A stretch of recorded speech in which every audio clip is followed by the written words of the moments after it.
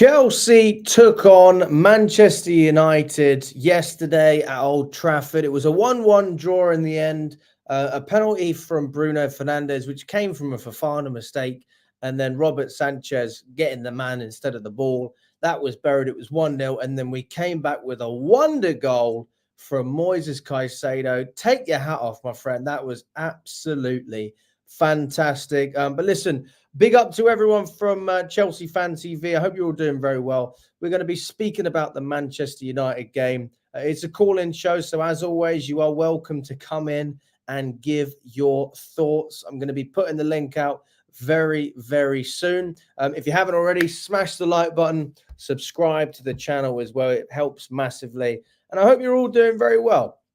But listen, what I've got to speak about with regards to this game is the interesting opinions that fans have at the moment. It's very mixed. I do feel like there's an overwhelming feeling from a lot of the fans I spoke to of negativity. But also, there's a large portion of people who go, listen, look on the bright side. It's not all bad. And I think I'm in the middle of those, to be fair. So I feel relatively balanced on this issue. And I've already done a show giving my thoughts player by player. But listen, we want to hear it from you guys as well. We've got Kev, who's going to be coming on shortly as well, joined by a couple of others. So stay tuned. Let's see what they have to say. And we're going to break it down bit by bit. I mean, just to say one thing. I mean, Caicedo may have scored that amazing goal, but he's also won the most tackles in the Premier League this season. And I don't think people fully understand how good that achievement is, considering he is playing in a possession-based team like Chelsea, where we constantly dominate the ball. There's not as many issues. There's not as many opportunities to actually tackle and take possession from the opponent, because we're always the team that have the ball. But listen, it's a late one today. I got my cup of tea. I think this is a Chinese mug as well, but there you go. I actually quite like him. It was a Christmas present. But yeah, listen, big up to everyone in the chat as well. Let me know how many likes are on. We got 48 of you on YouTube, on Twitter, on X, and then we got 35 on YouTube. So smash that like button. Let me know what you're thinking, guys. The link will be coming out in about 10 minutes. Okay. As it stands, the Premier League table. Let's take a look, shall we? Let's have a look at the Premier League table. We'll look together. We have Liverpool up top. Manchester City in second place, so 25 points to 23. Nottingham Forest sitting above everyone else on 19 points. I mean, look at that from Nuno. He's doing a fantastic job there. But we are in front of Arsenal because of a goal difference. Listen, everyone's raving about Arsenal's defence. Their defence doesn't look much better than ours this season. So, listen, I think that says a lot about the good things that we're doing, but does it also tell us that if we had a new goalkeeper and if we didn't make silly mistakes, I mean, Jesus Christ, we would be right up there, because that seems to be our one detriment in this team, is the defensive aspect. We really, really struggle. But as it stands, we are still in a Champions League position, looking to push forward. Obviously, Villa dropped points. They lost heavily to Tottenham, who have climbed up the table. City dropped points.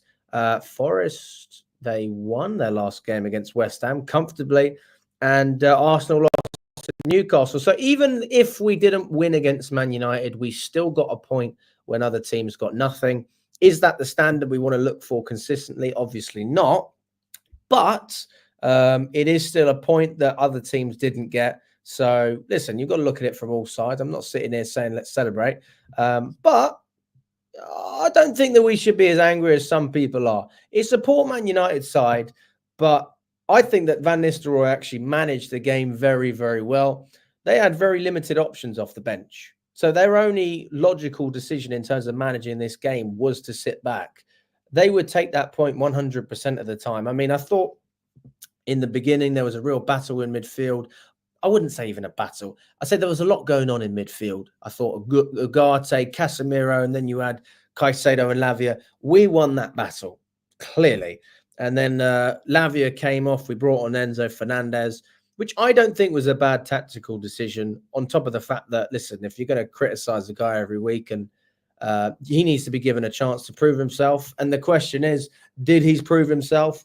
Obviously not if you look at it from a goal scoring perspective, because he had probably the best chance of the night that Chelsea had, and he hit it over the bar. So yeah, Enzo Fernandez, not a great evening in terms of his impact as a substitute, unless maybe you think he contributed in another way. But listen, that's for you to decide. I will be sending the link out very soon, so you can come in and have your say. But yeah, I mean, ultimately, I look at this game and I have to try and be as level-headed as possible, because it's really easy to react, especially after a game. And I didn't see the initial mistake from Fofana, so I thought to myself, Sanchez has fucked it up. Of course he has. He's messed it up. This is his fault. But we've got to look at the defense as well. Fofana, really, his positioning was poor. He didn't track the run of Højlund. And that put the goalkeeper in a position he didn't need to be in. So as much as we can still criticize Sanchez because he could have done better, there are other options rather than diving in and conceding the penalty. But if the defence had dealt with it, then you could argue we would have had a clean sheet on the night. But we'll never know because it happened. So that's where I stand on it. I mean, what do you think about Fofana, guys? And also Colwill, because I was on a podcast earlier, the Blue Code podcast. It's not on YouTube or anything like that, but it's on Spotify and Apple podcasts. And there's question marks about Colwill as on top of that. And people think that because he's English, I'm biased. I think Colwell's just a better player than Fofana. I don't think I'm saying anything silly, to be honest with you. But I'll see what you say in the chat. Personally, I take Colwill 100% of the time over Fofana. I think that Colwell's proven he's available more often. He is better on the ball. He has less mistakes in him. Even if he has mistakes, there's less mistakes from him than Fofana. I see more leadership qualities from Colwill. I think he's more positive with his passing. His distribution is good. But maybe Fofana's a little bit more of an aerial presence, a little bit more, I say more aggressive. Colwell's practically willing to get into a fight with anyone. The first minute of pre-season against Wrexham, he almost had a fight, didn't he? So I'm not going to sit here and say Colwell's not aggressive, but we need to channel that aggression and go from there. Another interesting thing is, I mean, I don't know what you think about this one, guys. This is a really weird one for me. The feeling is Sanchez's decision-making will eventually catch up with his talent. And at 26, it is hoped that his performances will continue to improve as he matures. Now, are we looking at another Jesse Lingard situation where we're speaking about Sanchez when he's 29 years old as if he's some sort of youth player? The guy's 26. That's meant to be the peak of your career, maybe a year or two. Don't kid yourself. The guy is not good enough. I sat on here a couple of streams ago and said we need to give the guy a chance. Look, I'm not a magician. I can't see everything. I'm certainly not a football coach. I have a pair of eyes, and those eyes are telling me this guy is not good enough for Chelsea.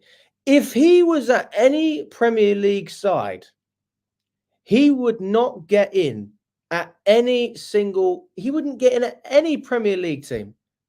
Not one. Not one Premier League team. I don't think he gets in there at Wolves. He doesn't get in there ahead of Aaron Ramsdale at Southampton. Ipswich, no chance. Palace, no. Not ahead of Pickford. Leicester, who's Leicester's goalkeeper?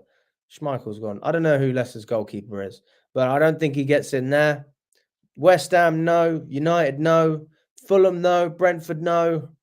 Newcastle, definitely not. Bournemouth, I mean, if you look at Kepa's record in the Premier League for Chelsea, I'm not saying it's anything special. I'm sure Sanchez is probably a better shot stopper than Kepa, but Kepa only made 3 mistakes leading to goals in his Chelsea career.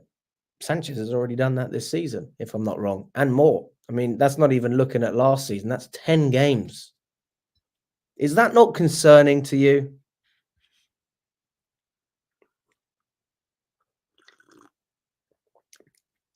Rate my mug. Chinese mug, everyone. What are we thinking? Do we like the see-through cups, or do you want the other mugs? Because then I can put beer in there and pretend I'm drinking tea. That's what people do, isn't it?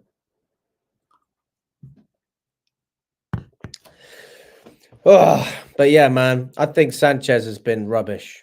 Absolutely rubbish. And I spoke to Saeed after the game, Saeed TV, and he said, listen, I understand why you all hate Sanchez. I personally don't hate the guy, but I will hate it if he continues to be put as a number one ahead of Jorgensen.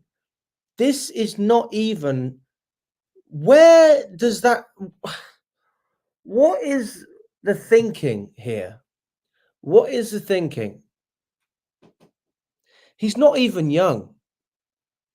If he was 21, maybe he's young, but he's 26. The feeling is Sanchez's decision-making will eventually catch up with his talent at 26. The man has had 26 years. His talent will only come through when he's a pensioner at this point. We are not looking good with this guy in goal. People saying you're overreacting, it's Sanchez. I'm just saying it how I see it, right? And this is a really important thing when we talk about every single game, and Maresca as well, who definitely deserves criticism if he continues playing, this guy. And there's been a couple of things since Newcastle I haven't agreed with. Just because we question the manager or don't agree with certain things doesn't mean we don't like the manager or support the manager. I trust Maresca, and I think that he genuinely is a great gaffer. So I'm not sitting here saying that Maresca's he needs to go. I'm not saying that. But my God, how can you play Robert Sanchez and then say with a straight face, this guy is our number one? I mean, come on, people. What is going on? Is this the standard? Because I spoke with a couple of United fans. I spoke with Adam as well, who used to be a regular panelist on the United Stand. He's got his own channel now called Forever United TV. And he said to me, he was like, you've always got your goalkeepers right. Like Chelsea have always had good goalkeepers. We had Kudicini, we had Petr Cech, Courtois come in. You know, he might have been a snake, but he was still a good goalkeeper. And it sort of went wrong with Kepa, but not to this extent. I mean, Jesus Christ, Kepa was just underwhelming. But, you know, he was underwhelming. But this guy is beyond that.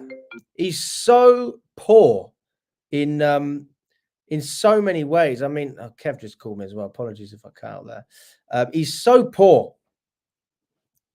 I cannot watch this guy week in, week out without having a rant at some point. I don't want to sit here and say negative things, because there's actually good things to take from this game as well, guys. And we are going to get to the positives as well, because listen, I'm all for calling out bullshit and how good a keeper is or how whatever. We have to look at it from both sides. I mean, let me know in the chat as well. What do you think about Robert Sanchez? Do you believe this is a serious comment? Because there's more to this as well. This is not the only... This is fucking... Can you believe this? Look at this. Chelsea retain full belief in Robert Sanchez's talent. The feeling within the club is that Sanchez has all the ingredients to be the best, one of the best goalkeepers in the Premier League. Now, if I was a chef and I was cooking up those ingredients, my restaurant would be closed down within a week because someone has food poisoning, because I don't know what they're using to cook. This is ridiculous that this is... I mean, it has to be some PR. I don't know. We fucking heard something about Badia Shield as well. And I think to myself, right, where's this come from? The guy didn't even play. And since we've seen Eric Ten Hag being sacked, one of the things that come out is actually a lot of these teams, United being one of the bigger ones alongside Chelsea, but I think we can all agree they get a little bit more media coverage than we do. The players are like brands in themselves, and they want to protect their brand, and that's where these articles come from. It's not necessarily the club; it's people who represent the players coming out, and I don't know why they do it, to be honest with you. Is it to gain some sort of traction on? I don't know. Is it to build interest on, like? I don't know what good comes of this, other than the fact that not only does Maresca look like an idiot if he keeps playing this guy. Now, I haven't read the article from Matt Law, but whoever's given him this information sounds like an idiot. If they're making that call, I don't know. Look, I'm not going to sit here and pretend I know what's going on at Chelsea. I'm a fan just like everyone else, but you've got to read between the lines a little bit. Robert Sanchez is just, God. I did this the other day. I said, if you look at this game by game, and you look at Robert Sanchez, has he contributed in a good way in the majority of the games or in a bad way? So that's, you know what, I'm going to do it right now, because you know what, it's worth why is this guy in goal? Why is this even a debate? You know, this season has been really positive, guys. Let's not take anything away, that we've actually progressed a lot this season. Everyone knows, if you've been watching this channel for a long time, I would say I'm more of an optimist. But one of the reasons I've been so patient, and we went through Graham Potter, Lampard, Poch. Everyone's hating on Poch.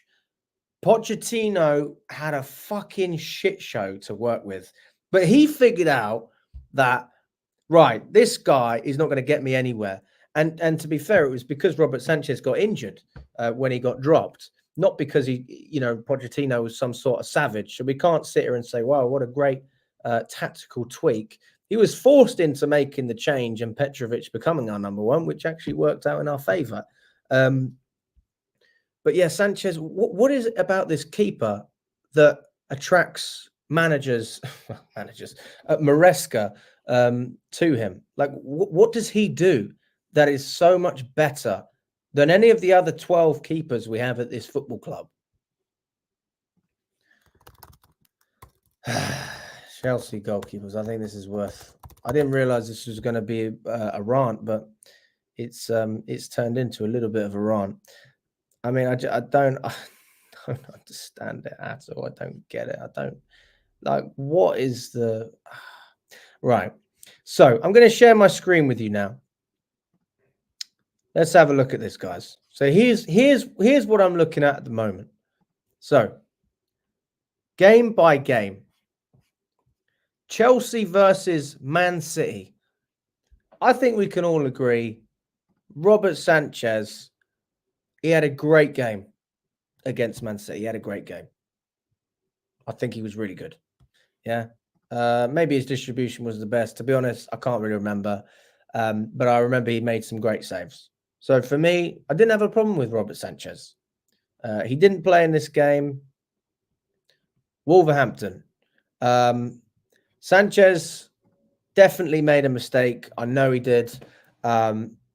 And he made up for that mistake with a great pass, a very quick pass to Nicholas Jackson. And that's where Cole Palmer scored that amazing goal. So in the Wolves game, it was one stupid mistake and one piece of magic. So some good, some not so good. If we hadn't scored 6 goals, we would have been in big trouble, I'll tell you that. So that's where I am over here. Cfctvyt didn't play. Palace. What happened at Palace? I can't remember. What happened at Palace? Eze. Oh, God. So, yeah, he messed up in this game as well, because he gave the ball to Caicedo when he gave the ball to Caicedo. And then Caicedo wasn't ready for it. He gave it away. You could argue Caicedo could have done better. We got dispossessed, and then I'm sure Palace scored from there. So, yeah, another game, Robert Sanchez made a mistake that cost us heavily. Bournemouth, very good at Bournemouth. Man of the match. Can we agree with that? Robert Sanchez was man of the match in that game. He was fantastic. Really, really good in that game. Saved the penalty, made a number of great saves apart from that. So thumbs up for that game. West Ham, can't really remember him having to do anything in that game. But yeah, we had a clean sheet. Barrow, he didn't play. Brighton, he was shocking. Both the goals we conceded were because of stupid mistakes passing out from the back. So that was a poor game from Sanchez. Again, he didn't play. Forest, he kept us in that match, to be fair to him. Made a really nice save. Liverpool, he shouldn't have conceded the goal from Curtis Jones. That was poor goalkeeping in my eyes. We also almost gave the ball away to Jota because of a stupid piece of distribution from Sanchez. So that wasn't his finest game either. Panathinaikos, he didn't play. Newcastle, his distribution was shocking at Newcastle. Absolutely shocking. Yeah, poor in that game. So poor. And that's where we are right now. And then obviously United, he conceded a bloody penalty. So I'm not sitting here just being negative, guys. Look at the matches, and that is where everything will come from. You've got to look at the games and take it from there. Let's go through the super chats, and then I'm going to put the link in the chat as well, guys. So the link is coming out in the chat, and I will read any super chats as well. So if you wanna join, the link is there. Kev, sorry if I've kept you waiting, mate. Just felt like, I don't know, I just had to get that off my chest, didn't I? Louis, thank you for the donation, my friend. Top 3 candidates for Sanchez replacement. Well, if we're looking at Chelsea Football Club right now, I mean, we've got a few candidates. We've got Jorgensen, Petrovic, Slanina, Mike Penders. So there's 4 that we have right now at Chelsea Football Club. There's also an argument for Diego Costa, if I pronounce it right, or yeah, he's the keeper in Portugal. He's a good player. So arguably one of the only world-class keepers on the market at the moment. We've also got, I mean, there's not many options really, is there? Let's be honest. Those are the standout ones. This is what's crazy to me, is we already have these keepers at the club, Louis. The keepers are at the club, and we're using the worst one. Do you think? Let me ask you this question. This is a serious question, right? I'm asking you this right now. Do you? It's fucking ridiculous. Why do I even have to ask? But it's true. This is genuinely true. Do you think this man, Marcus Bettinelli, would make as many mistakes as Robert Sanchez is making for Chelsea? This is a genuine question. I'm not trying to wind you up. I'm not trying to take the piss.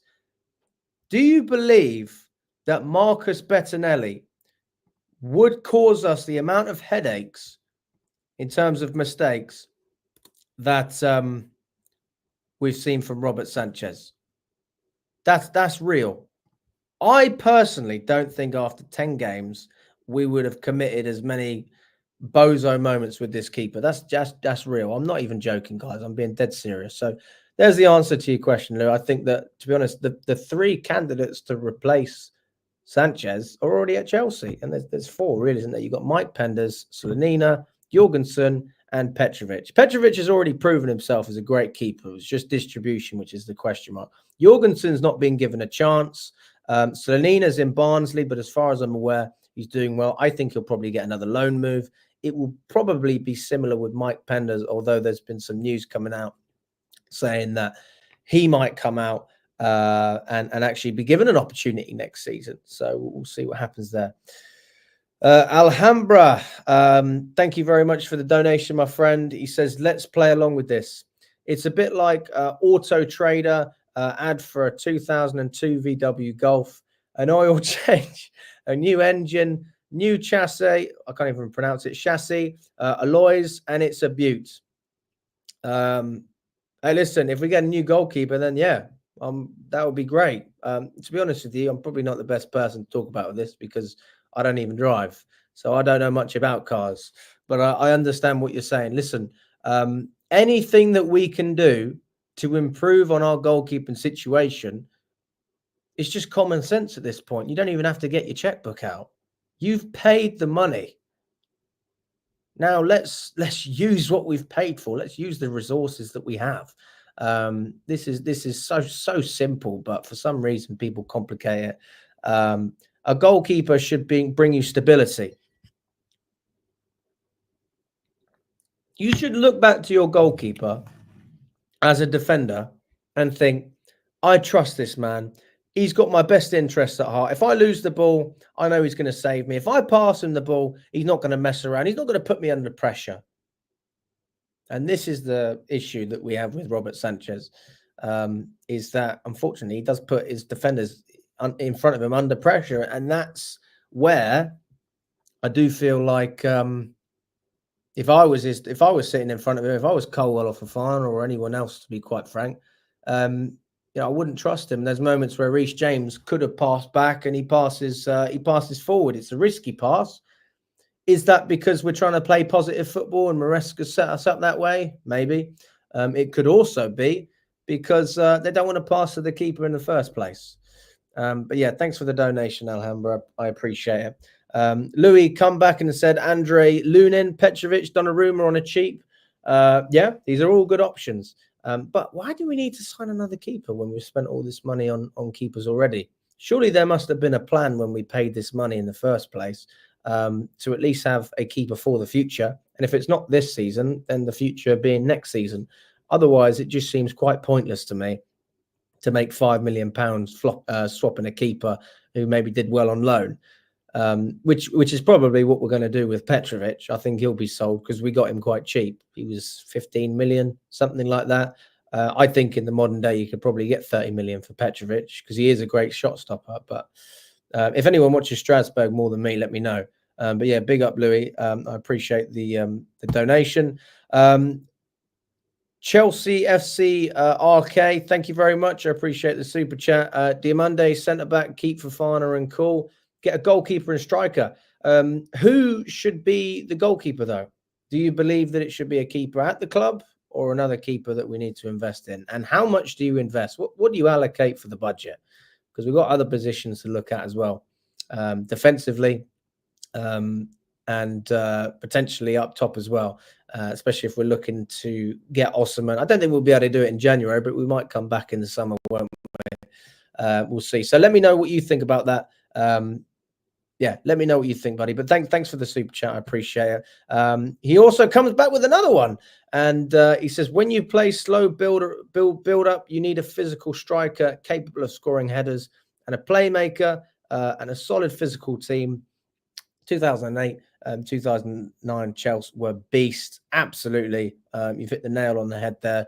And listen, that's what we don't have at the moment. I wouldn't say we're a particularly physical team. Our record of set pieces is poor compared to a lot of other teams. One of the worst in the league this season, if I'm not wrong. Our delivery is not great either, but with more physicality, I think we cause more problems. But also the modern game doesn't help, does it? I mean, if you're a big, strong guy, the ref blows a foul every 10 minutes anyway, which doesn't really help anyone, to be fair. I think that, 10 years ago, you could get away with a lot more than you can now, which is no, I suppose it's good you take care of the players, but yeah. But listen, thanks for the super chat, buddy. I do think that we are getting there slowly. Certainly not a physical team like that, but we've got technical quality as well. And also, you've got to look 2008, 2009 Chelsea. We didn't look to pass out from the back. We played a different type of football, so it's hard to compare in terms of the playing style. But we had a ruthlessness about us, and we were winners, weren't we? So that's what we need to try and bring back. Right, people, we are getting into the call-in show. Big up to all of the guests who have been waiting. I appreciate your patience. We've got a Yusuf, we've got CJ, Tyrone, Josh, and Kev. How are we doing, guys? Yeah, I'm doing good. Hello, hello. All good, all good. What's going on? I've seen you on a few times, CJ, as well. Big up to you, my friend. Josh, I don't think we've spoken before. No, I first time. So Nice one. just Well, thought thanks I'd for joining me. I pop up and appreciate say it. hello to everyone. Yeah, I appreciate it, man. And Tyrone, I don't think I've spoken with you either. Yeah. I've come on when Jem would have done it, but I don't think I've come Oh, on no, so you before. do gems. Yeah, I'm with you. Did you come on last night? No, I think that goes a while back though. I've been on Oh, fair before. play. Fair play. Yeah. No, that's awesome, man. Everyone, if you don't know Jem, he does a lot of the stream post match as well. He does GNA TV. So go and check out Jem's channel as well. Give him some support if you have a moment. But yeah, guys, listen, we're going to dive straight into it, player by player. We're not going to speak too much about Sanchez, but we do have to talk about him as well. I want to hear your thoughts. I mean, I've had a proper rant about the guy because I do think it's at this point it's quite silly. But yeah, I mean, Robert Sanchez. Let's start with you, Yusuf. I mean, what's your take on him?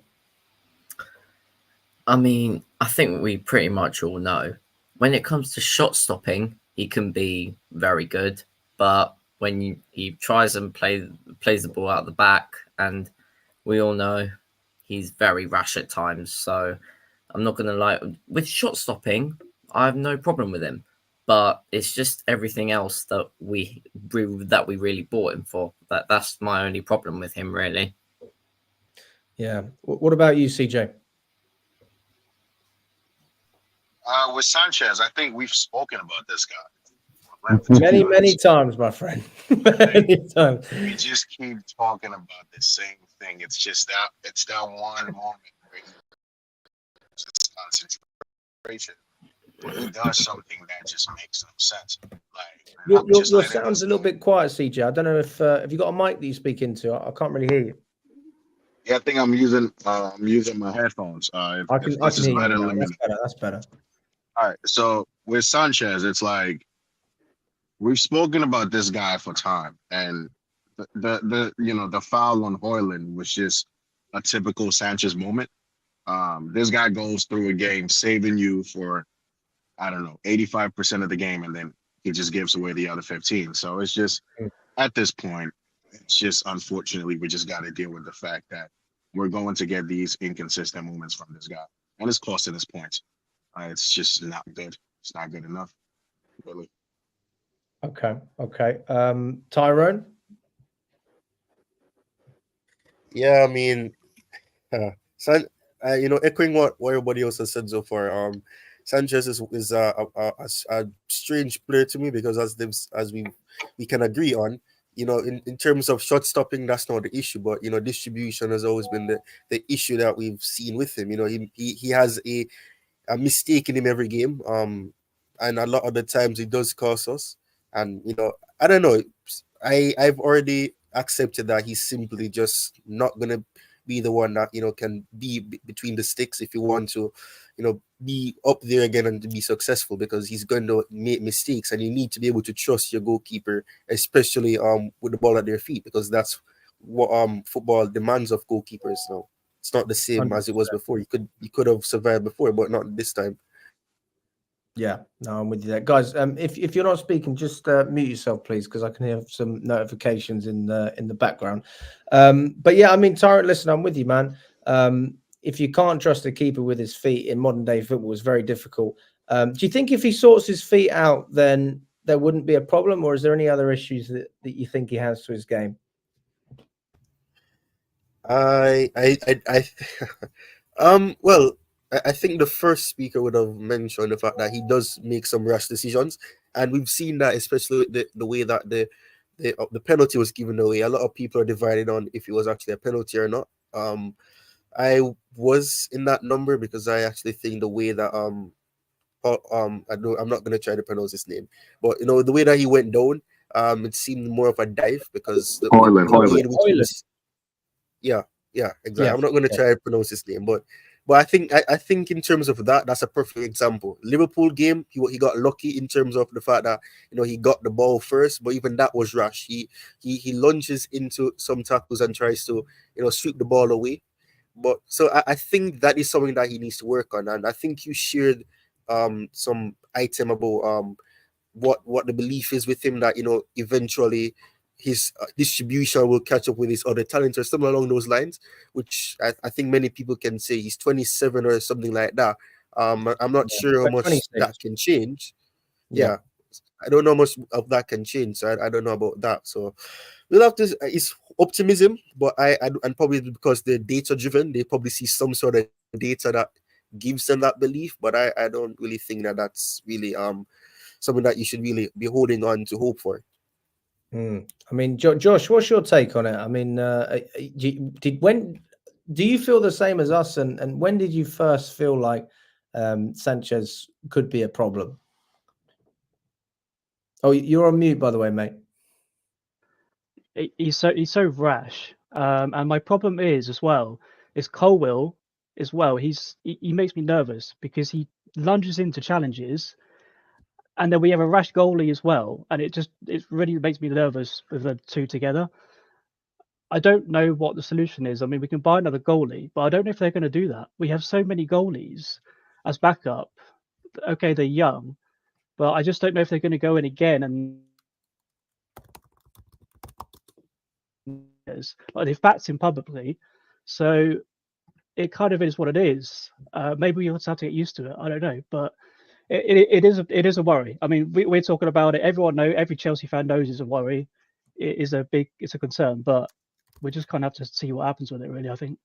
Yeah, I mean, do you think that we have any goalkeepers in the squad who should be taking over from Robert Sanchez, or could potentially? Because we've got plenty. What? You said. I liked Petrovic. He wasn't perfect, but I liked him. I was like, Sanchez, really, in goal? Are you sure? I was, because obviously Poch, he liked Petrovic, and I did too. So I was a little bit worried when I saw that he was playing Sanchez. Yeah, I'm with you there. I mean, Kev, I was sat next to you at the United game.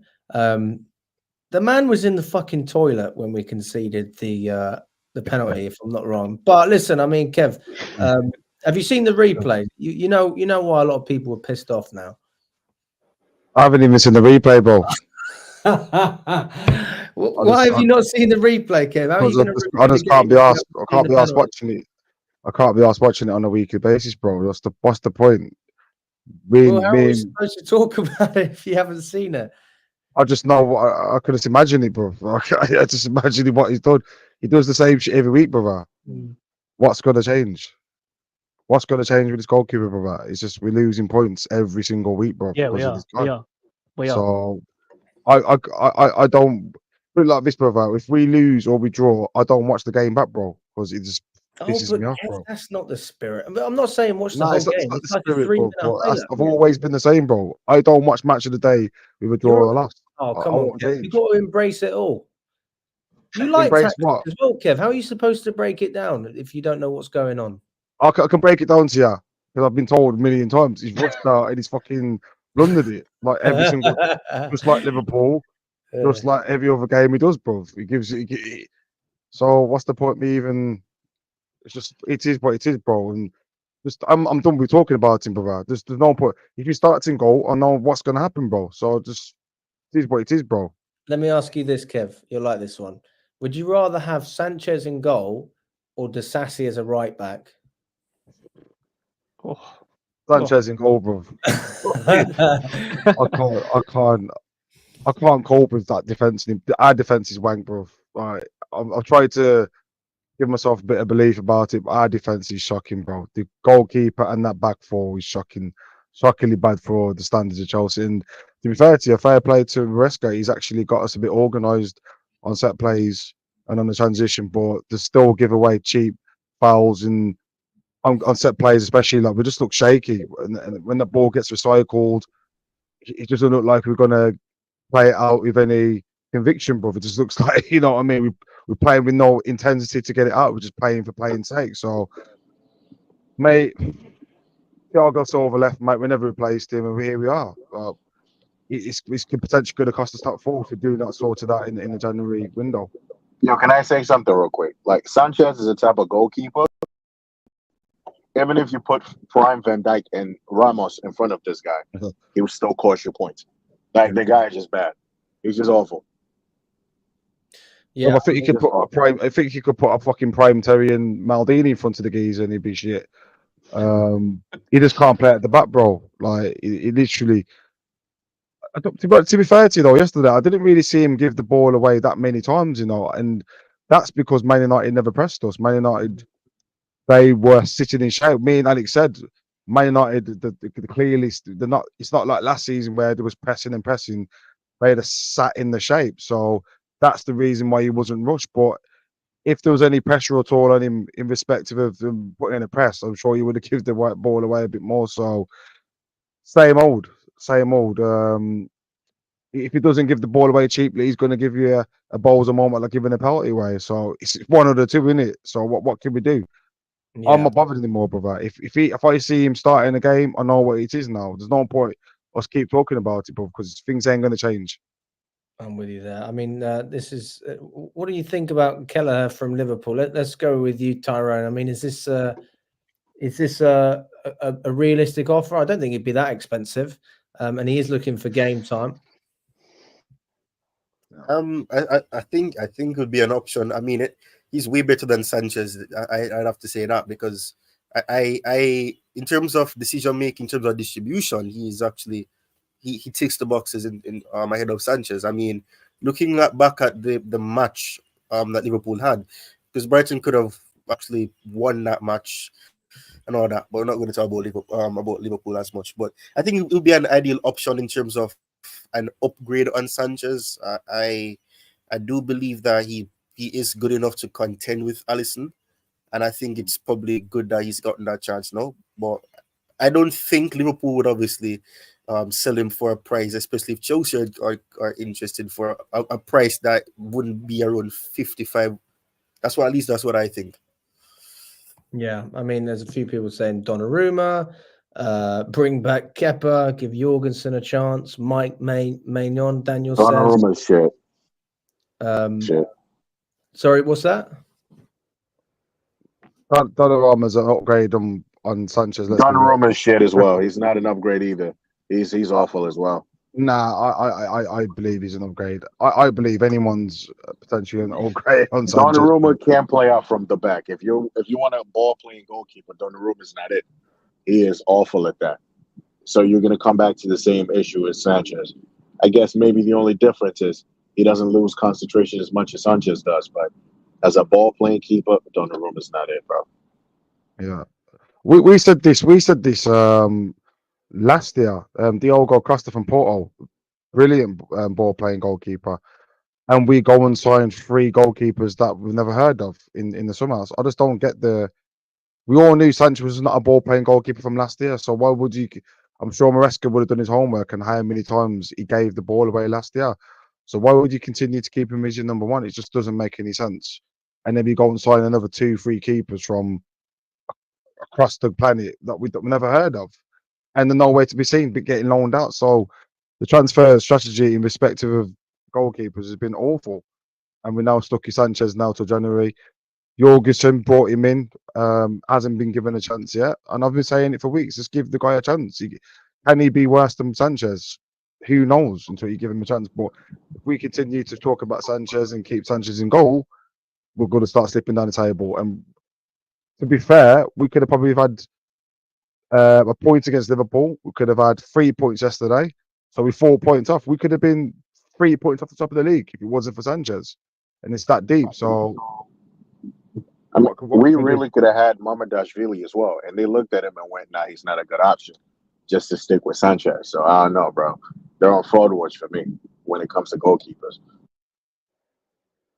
Yeah, fair enough. Well, listen, we're going to move on from Sanchez. You know, it's hard not to get into a bit of a rant when we talk about this guy because he is a controversial figure. He doesn't try to be, but he just is because he does good things, but he does a lot of annoying things as well. So I completely understand all the frustration towards him. And it's up to him to sort it out, nobody else. Reece James started as a left back in this game. When I did my preview, he was the only player that I got wrong, because I thought, well, I suppose you could say Gusto. I thought that we'd see James on the right and Cucurella as a left back. Maresca opted for a similar approach to Newcastle. I mean, yeah, some people are saying it was to balance it out, because Palmer was playing in a different position and you had Gusto going up, and it was just a bit weird. I didn't understand the approach at all. I mean, what do you make of Reece James, and where do you think this idea of him as a left back came from in the first place? And I mean, is it something that you'd like to see again? Are you open to it, or are you a bit like me and you think, I don't really understand it? Yeah, I mean, I don't understand it. I would actually rather, if he was going to play Gusto and James at the same time, I would actually rather play Gusto left back, because we've actually seen that more. But even though like we have Cucurella there, play him. Like, he might not be 100% fit, but I think he was fit enough to play 90 yesterday. I'm not even kidding. I think he could have genuinely potentially played 90. So when I saw the lineup and I saw that Gusto and James were together, I was like, if he's going to try it, it better be pulled off right. And you could technically say it didn't go bad, but it could have gone better if Cucurella was on the pitch, if I'm honest, from the start. Yeah, I mean, I don't know. I think it was clear and obvious for Cucurella to start this game. I mean, it makes sense why he got minutes against Newcastle, though. I mean, it was pre-planned. Yeah, Maresca was obviously planning on doing this the whole time. It wasn't like he had time to, make a decision and wait until the end. He knew that he was going to do this, and I don't agree with it personally, because people criticize Pochettino for doing the same thing, and Maresca's done it with a number of players now. Not to say that Maresca is anything like Poch tactically. I do think he's levels above what Pochettino could do. But when we talk about tactics, and then we got bloody right back playing as a left back, we had Vega in midfield the other day, Dewsbury as a right winger. I just think to myself, it's a bit weird. Like, these guys are better in certain positions. Reece James, when he's fit, I don't think we can sit here and debate. We all know he is literally the best right back in the world when he is fit and consistent. There is no one. Trent Alexander-Arnold does not get near. I disagree with you. I think Jules Koundé has gone clear with him, to be fair, bro. What? Koundé from Barcelona is clear. Oh, Kev. What are you talking about, Koundé, Kev? I think he's clear of James. Personally. Why? Because he's injured. He's fit now. I think he was injured last season. I haven't even watched Koundé this season. All of the season. I think you're taking what I'm saying out of context. I'm talking about generally, like, we've seen Reece James, his peak, his ceiling is higher than all of the other right backs. That full season under Tuchel, but before he got injured, like just before, I think it was like just before New Year that he got injured in that Tuchel full season, he was unplayable. Yeah, he was unbelievable. He was unbelievable. I don't know. I feel like you're taking the piss, to be honest with you, Kev, but I'm not 100% sure. But yeah, I'm gonna pretend that you didn't mean that. But yeah, I mean, listen, this guy as a right back is one of the best in the world, if not the best, when he's fully fit. Because not only does he have the defensive side of his game covered, which a player like Arnold really struggles with, but up top, he's fantastic. And you look at players like Kyle Walker, for example, good defender, not really that great when he goes up the pitch. James has all of it. He has everything. I know why he's probably not playing on the right. I don't think he's a good inverting player. But listen, if you've got Cucurella on the other side, you don't need to worry about inverting James. I mean, this is pretty basic stuff. And then when he does have to cross the ball in, like, he doesn't disappoint. I'm not saying he has to do what he did under Tuchel, because it's probably not sustainable with his physical condition. But play the guy in his natural position. I mean, this is basic stuff. But yeah, I mean, Josh, what's your take on Reece James? I think he's the best right back. I'd say that definitely. And yeah, I want to see him in his proper position. To be honest, I'm not sure really about the left back. Probably maybe do it, but I'm not too sure. I'd rather see Cucurella, like you said. I'd rather see him there. I just worry because he hasn't played in so long. Like he's come back into the team. He was there and he's been out for a long time. He's been out for ages. So like he was at fault for the game in the previous game, for the goal in the previous game. He lost his man at the back post on the header of the cross. So I just worry. That's what I worry about is his match time. But you know, it will come back. But will he get another injury? And then we've got to worry about that again. It's just that's what I worry about mainly. But like, he's a world class player. There's no doubt about that. Yeah, I mean, do you have any openness to him as a left back, or do you just shut that out entirely? Do you think it's a bit strange?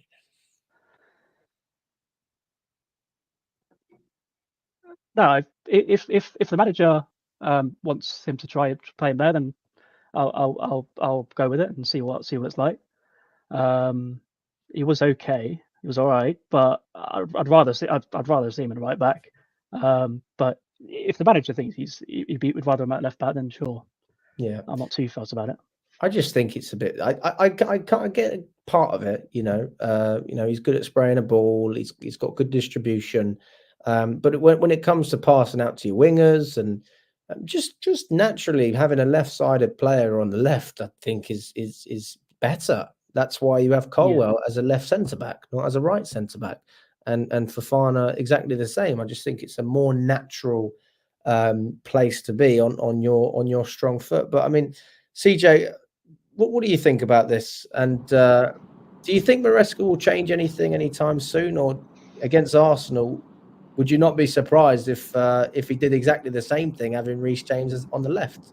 I'm not gonna lie. I think maybe that second half kind of showed us that whole Gusto right back, James left back experiment might be over. I really don't understand why it has continued for this long anyway, but I just like having the balance of a right back, left back, left back. And I mean, like, when you look at the inverted role, Cucurella plays that better than any of our fullbacks anyway. So it's just you're taking away that option we have in terms of just Cucurella giving us that balance, you know, defensively in midfield, and just let James be at right back, man. It's not like Gusto is actually contributing anything to the attack. Like, if anything, he's been one of the worst guys on the pitch every time he's played in that role. You know, that whole inverted into midfield, half spaces. I mean, it just makes no sense for me. So against Arsenal, hopefully, Cucurella comes into the team like it was against United in the second half, and we just keep the balance. Cucurella left back, James right back, Fofana, Colwill, and then you just run with that, and then see how far it gets you. Because how many times this season have we seen Cucurella and James playing as a fullbacks? Probably not that often, right? So maybe pull that out against Arsenal. Give us that strong balance, because we're going to need that, bro. We're going to need to take our chances against Arsenal, and hopefully that whole experiment is over. I can't stand it. So do you think not Cucurella, do you think Gusto's going to get dropped for the Arsenal game? Gusto has to get dropped for a couple of games, to be honest. Not just the Arsenal game. A couple of games. He legit has been one of the worst defenders this season. Besides Badiashile and Dasasi, for me, he's been one of the worst. So he's got to hold bench a few games. Fair enough. Kev, I mean, you spoke about this at Newcastle. No, not Newcastle. Yeah, you spoke about this as well when we were sitting there, and you said exactly the word we've heard multiple times already: balance. And I mean, you're actually a football coach, so you're entitled to speak about this in a different way to myself. I just watch it, but you coach. You coach people. You coach teams. I mean, why is it so important for you to have a left-sided player like Cucurella as a left back? And what is your thinking behind why James is on the left? It's not rocket science, isn't it? If you look at Reece James's body language yesterday when he's picking up the ball off goal kicks, he's facing in towards the pitch. He's not naturally looking to get down, because if you're right-footed, you're going to dribble with your right foot. So you're naturally going to dribble inwards. If you're a left footer, you're going to dribble down the line. Oh, it shouldn't even be thought about. It's not rocket science. When Cucurella came onto the pitch yesterday, you seen him overlap. You seen him running down the line. His body positioning was to get down the line and cross the ball in.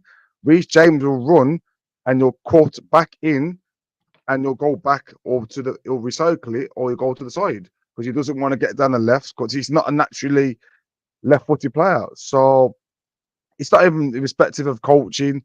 It's nothing to do with tactics. I just feel like he feels like Reece James is a stronger player than Cucurella. But at half time, he clearly seen something that we all seen. And the substitution at half time, you could clearly see the impact it made. Cucurella was getting in behind and making the runs to open the pitch up. And the width of the pitch, it was clear to see that it was a natural left back playing there instead of a right back. So going forward, we cannot continue to see Reece James playing left back. It's not an option. When you've got Cucurella, who arguably is the most improved player in this Chelsea team over the last couple of years, on the bench, and you've got a right back, I just don't get Maresca's thinking. And the thing is, he cannot continue to keep making these mistakes because, we could have probably been 1-0 up at half time if we played a natural left back or 2-0 up because you got that width. So why leave it till half time to make the substitutions is just beyond me. So hopefully we can see Cucurella against Arsenal. Yeah. No, that's fair. I mean, I'm in the same boat. I want to see Cucurella there. I'm just going to read this quick super chat from Chelsea FC RK. He said, I think he's talking about Petrovic. I think that's what he means. So Petrovic makeshift. Chelsea really need a player like Martin Bolka. He is a beast with a winner attitude, tall, strong, doesn't panic, with good feet. For those of you who don't remember Martin Bolka, he was a Chelsea goalkeeper years ago. Polish goalkeeper came for the ranks, didn't he? And he was a to really good Monaco. young keeper. We've had a lot of players like Bolka that, if they were given a chance, I'm sure they could have actually performed, but never really given an opportunity. He ended up going to PSG. If I'm not wrong, he's at Nice at the moment. I think he was on loan there for a couple of seasons and then eventually joined in a year or two ago from PSG. So interesting to see. I mean, I don't know about Martin Bolka specifically, but if you're talking about his attributes, then that's definitely an argument that could be had. We certainly don't have a beast with Robert Sanchez and winning attitude. Yeah, I mean, we've got a long way to go if that's the case with Robert Sanchez. But yeah, thanks for the super chat. I appreciate it. And yeah, let us know if you agree with that comment in the chat. We're going to move on from Reece James, guys, because otherwise we're going to be here all day, because there is 3 other defenders to speak about. Levi, Colwill being the next one. The left-sided centre-back. A lot of people say that the reason he hasn't been criticised as much is because he's English, he's a Cobham graduate. I say it's because he hasn't been as bad as Fofana, personally. But I can understand why people might be frustrated after this game. I mean, do you think that, I'll start with you, Tyrone. Do you think that he's been good enough this season? And what do you make of his performance in Manchester? Tyrone. I think, well, I've not been critical of him as much because as you said, he's been one of the better defenders in particular. At the same time, I've actually given it thought, and I'm seeing the sample size and also the level of quality in terms of what the other defenders are doing. It's not really good. So I don't know. I don't know if it's a case where because he's performing at a better level, he seems as if he's been doing well this season. But I do think that he's been definitely one of the better players. His concentration has gotten better than it was before. The way that he distributes the ball is completely different from the way that Fofana does. So I think he's set down himself as a starter, especially in the back line. I think it's more of a case of who would partner with him as the other centre back. But he's definitely been one of the brighter players against Man United. he was slightly dodgy. I do think he was caught out a couple of times, especially for that chance just before the first half ended that Rashford had. But even then, you could also slightly blame James for that as well, because he was on that side. But I mean, nobody was really the greatest in that game, barring Caicedo. So I don't know. I wouldn't be too critical on him because he's actually been one of the better players. He hasn't been the greatest, but he's definitely been better than what we've seen for Fofana for sure. Josh, what's your take on Levi Colwill? Well, he's our best centre back, and he should be starting pretty much every game. As I said earlier, with the goalie, he makes me nervous with his rashness. But I hope that he will grow as he gets older and more mature. I hope that he can calm down, because you see it in his face as well. Like when things are happening, he's like he's just like a rash player. And when you're in the box, you've just got to be so careful because the player will go down. So that worries me. But I like him. I like him. I like him a lot. I think he's a great defender. I really do like him a lot. Commands himself well, and the other players around him. So yeah, I mean, you look at other options we've got. Fofana,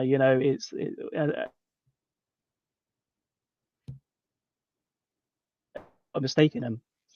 So sorry, you cut out for a second, Josh. You mentioned Fofana and then you cut out.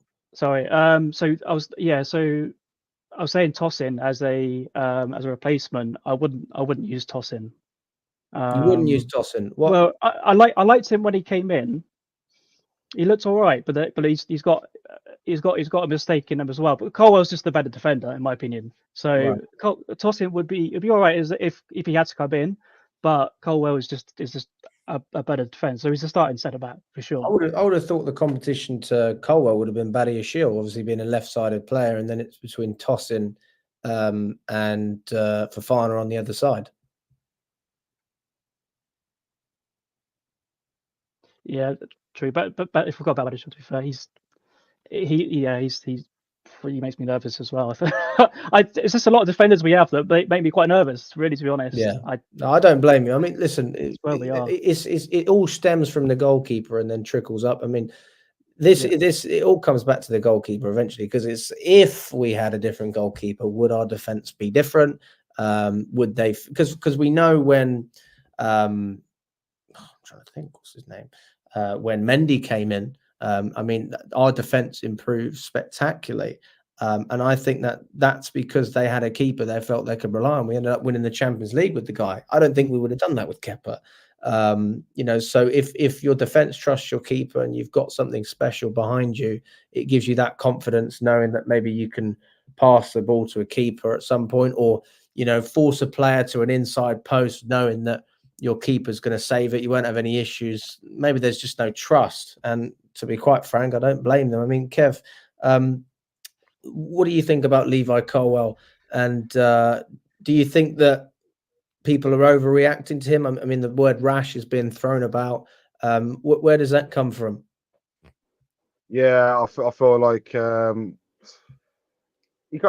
can't really blame it on Colwill, to be fair. When you think of it, as you just says, when you've got a goalkeeper you feel comfortable with, you are more comfortable playing at the back. You're more comfortable going back to your keeper, and you make better decisions. So with Colwill, maybe he's a bit indecisive. He doesn't know if he wants to go forward or backwards. And a couple of occasions where he's kicked it into Rose's head yesterday. A couple of occasions where he kicked it out of play, didn't he? I'm sure he kicked out. Was it Colwill made that bad pass in the first half, and he went straight into the stand, like easy pass. So he's looking a bit sloppy playing at the back, but maybe he doesn't want to recycle the ball because he's that scared that Sanchez is going to give the ball away. So yeah, well, he's not the only player either, Kev. I mean, it happened with James. I'm sure it happened with other players as well.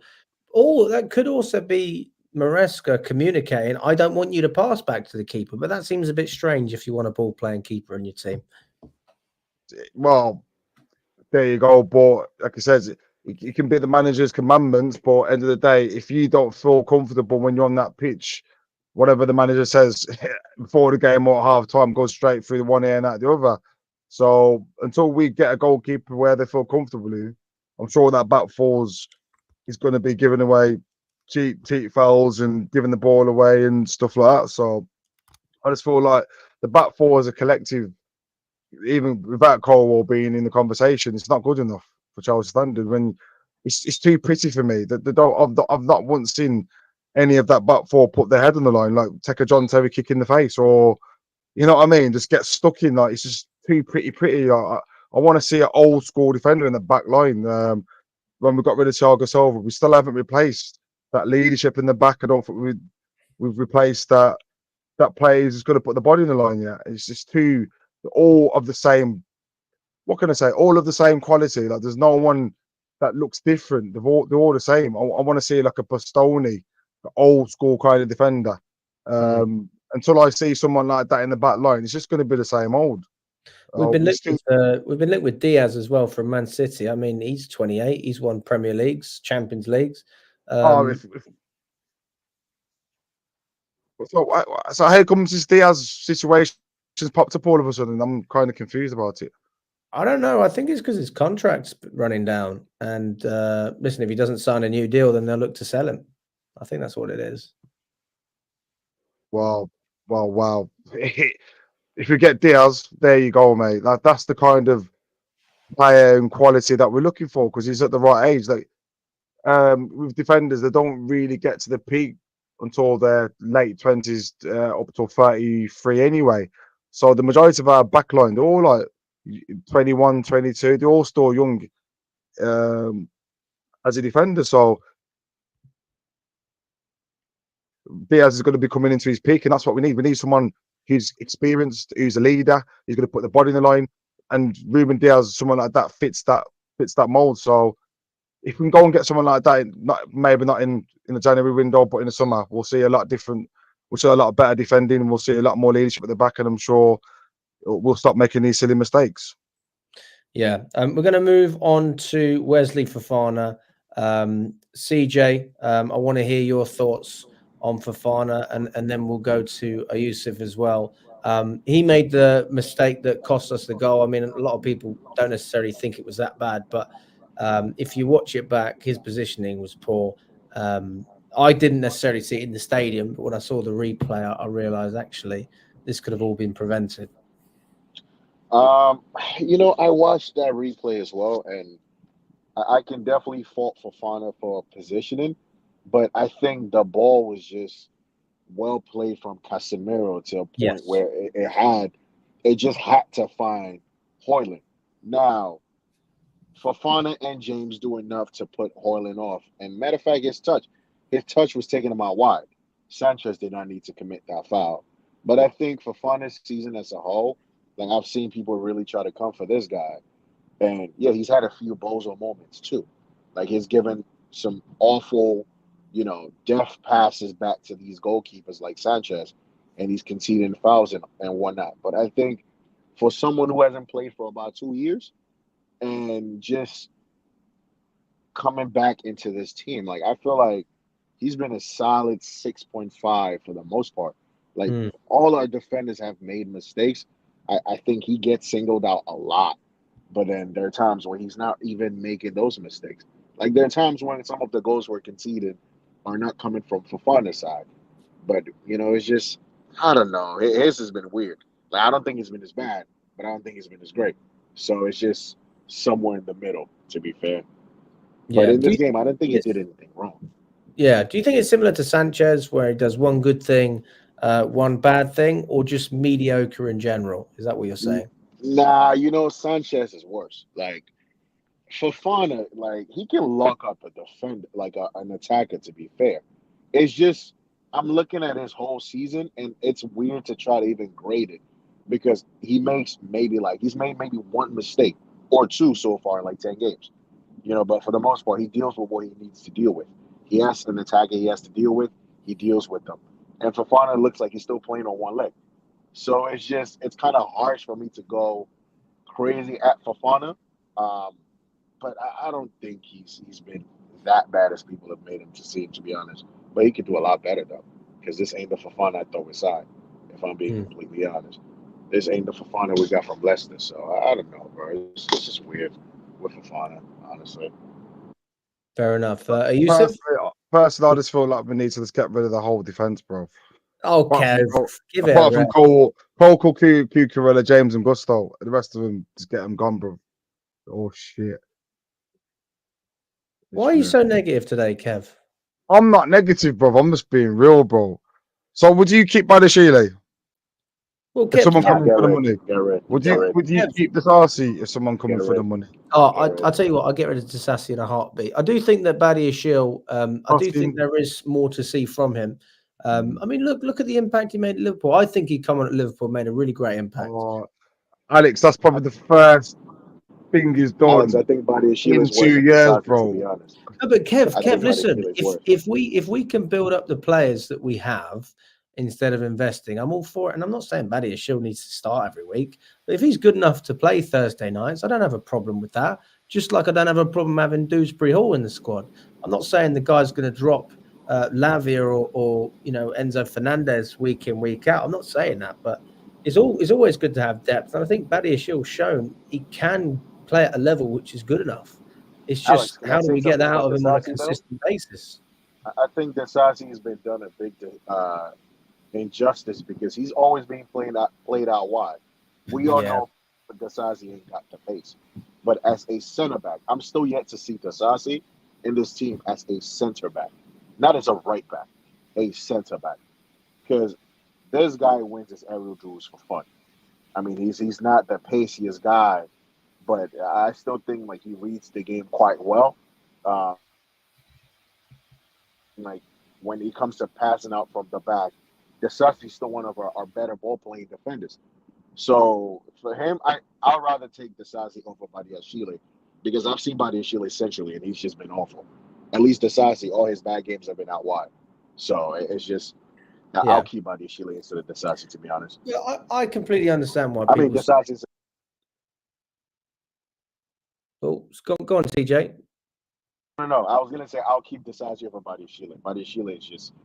It's just. Oh, you keep the Disasi over? Oh, I don't know about that, man. Yeah, I would. Do you know what it is? Because- You know what it is? Disasi has no pace. I don't think he suits the system. Badiashile, the one thing he's got for him is when he plays well, I actually think he fits the system quite well. Whereas Disasi's qualities just don't. Like, I don't think any ball playing manager with a team who wants to press, maybe have a slightly higher line, especially in future years when we are a better, more rounded team. Disasi doesn't fit into that kind of category, and I think that's why he keeps getting played out of positions because Maresca doesn't see a future for him as a centre back in this team. But then Badiashile has pace, but he just never uses it. So my argument only for Disasi is just mainly because I've rarely seen this guy play centrally. The only time I really saw Disasi play last season was under Poch. And to be fair to the guy as well, he was one of our better defenders. Up until, Thiago Silva came back to the lineup and then Chalobah came in as well. Disasi, up until he got injured, one, he was always available. Two, centrally, he just was decent. Like, he wasn't awful. Badiashile actually was having stinker after stinker after stinker. Disasi was pretty much a steady guy. And when we went to the Etihad last season, bro, that performance with him and Colwill, That was fantastic. I remember that. It's just I haven't seen those moments enough from Badiashile for me to keep him over Disasi. Because I guarantee you play Badiashile as a left back, it's just going to look as worse as Disasi playing as a right back. Absolutely. You made some great points there, CJ, and I'm with you on those. I do think that we saw a lot more from Disasi last season. If you want to judge it in that respect, and if we still had Poch, I'd probably agree with you. I just don't think the system. Like, I think ultimately it comes down to system. It's like Gallagher. I like Gallagher, but he doesn't suit the system at all. He is like the perfect player for a Diego Simeone side. And I just don't see him fitting into, Enzo Maresca and that style of football. So it's not to say that players are bad or even that Badiashile's better than Disasi, because I think from a consistency perspective, your point absolutely stands. The question is who can you get more out of playing the way that we want to play? And I just think that Badiashile at his higher level, which listen, I think if Maresca can get more out of Mudryk, I'm sure maybe Badiashile is another player he's eyeing up. But these things take time. I wrote Badiashile off as well. Like, I'm not going to sit here and say I've liked the guy. I was doing a watch along with Kev. I might even try and pull up the clip later. Kev, I don't even know if you know when this was. This is when Real Madrid scored that goal. Oh my God! He dribbled past the keeper, and at that point I was done. The guy didn't even slide in for the ball, and I said, Alex, "This is it." But he Alex, come on against Liverpool. He made a good impact. I can only say it how I see it. I thought he did well in that game. The question is, can we see it on a more consistent basis? And that's probably where people say no. But would I rather make it work with Badiashile or invest in another risky centre back, which has been our strategy? just get a couple out, free up some transfer funds, free up some wages, and get world class that centre back like Diaz, Bastoni, that quality of that calibre of defender. Because, like I said, it's all light for light. Tossing Badiashile, come on, man, this RC. I don't like none of them, brother. I just want to see world class, someone in there that's going to put the neck on the line. These lads are just, what are they, brother? If they're not They're getting upcoming Marquinhos as well. players, Kev. They're upcoming, a lot of them. Let's be honest. up and coming. Well, in terms of the fact that they're young, we didn't buy them in and they were ready made from the get-go. I mean, Cucurella is worth the money we paid for him. James is homegrown. I think Gusto was very consistent last season. I mean, we're gonna speak about this season. Fofana's been injured, which a lot of people like to talk about, which is a fair point as well. And then you've got Colwill, who's probably been the best in the middle. So, I mean, I want to read this super chat as well. Chelsea FC Arcade, thank you very much, my friend, for the super chat. He says, don't be hypocritical. Galadog got 2 seasons. Fofana should get 1.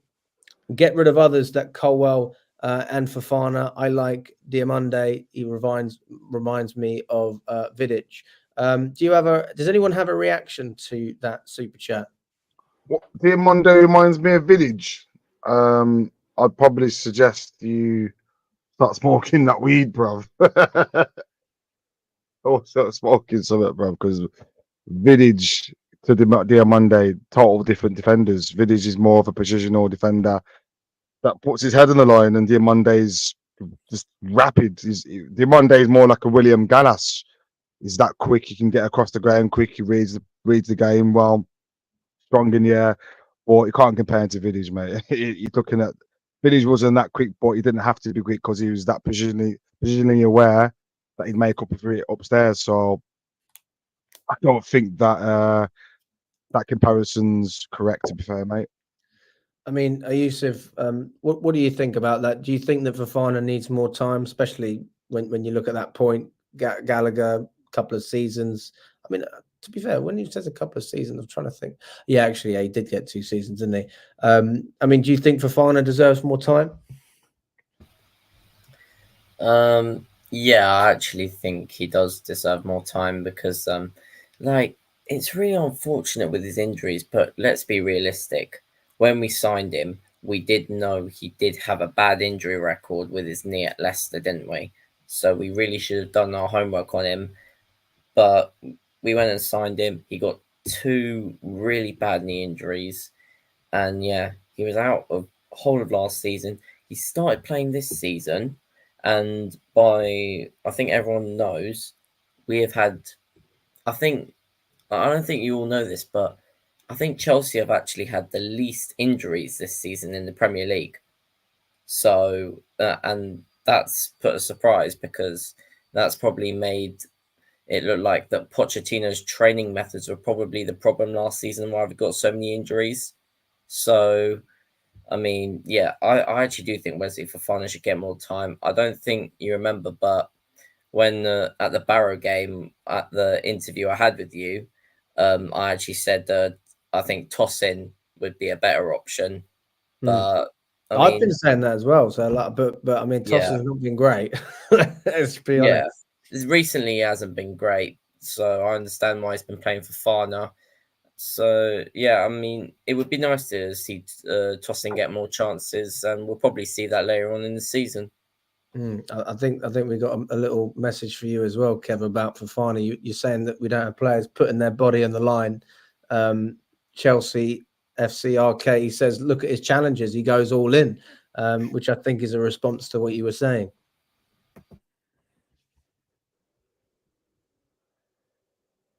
Well, from what I could see yesterday, he goes all in, but he mistimes his tackle and hits the player most of the time. Oh, yeah, but I mean, he's still putting his body on the line. I think that's the point, no? well, I'd expect to. What I'm trying to get to is when I look at players, I compare to when I was growing up. When I see Tony Adams and Martin Keown, obviously Arsenal players, John Terry, those are players that put the body in line, not someone going in for a 50-50, brother. So it's totally different to what I've seen. So maybe in his eyes, he goes all in, but when I've seen the centre backs, what I've grown up watching, he's nowhere near that standard, brother. But I mean, it's totally different. The way football was before, you could get away with more, so you would be more physical, and that probably comes across as, oh, he's trying harder. But you do a lot of the challenges that you did 10 years ago, 15 years ago, you get sent off easily.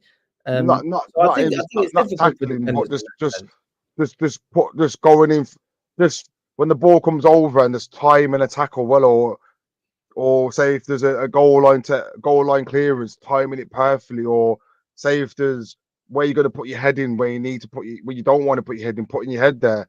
I just don't feel like these defenders do that, brother. I just feel like these defenders in this new generation are just more technical players that want to play at the back and do all this technical stuff. But when it comes to putting your body in line, what I mean by putting your head in line, putting your head where you shouldn't be, but they're not about that, brother. Trust me, they're not, because we've seen it on numerous occasions where look at Badashile, brother.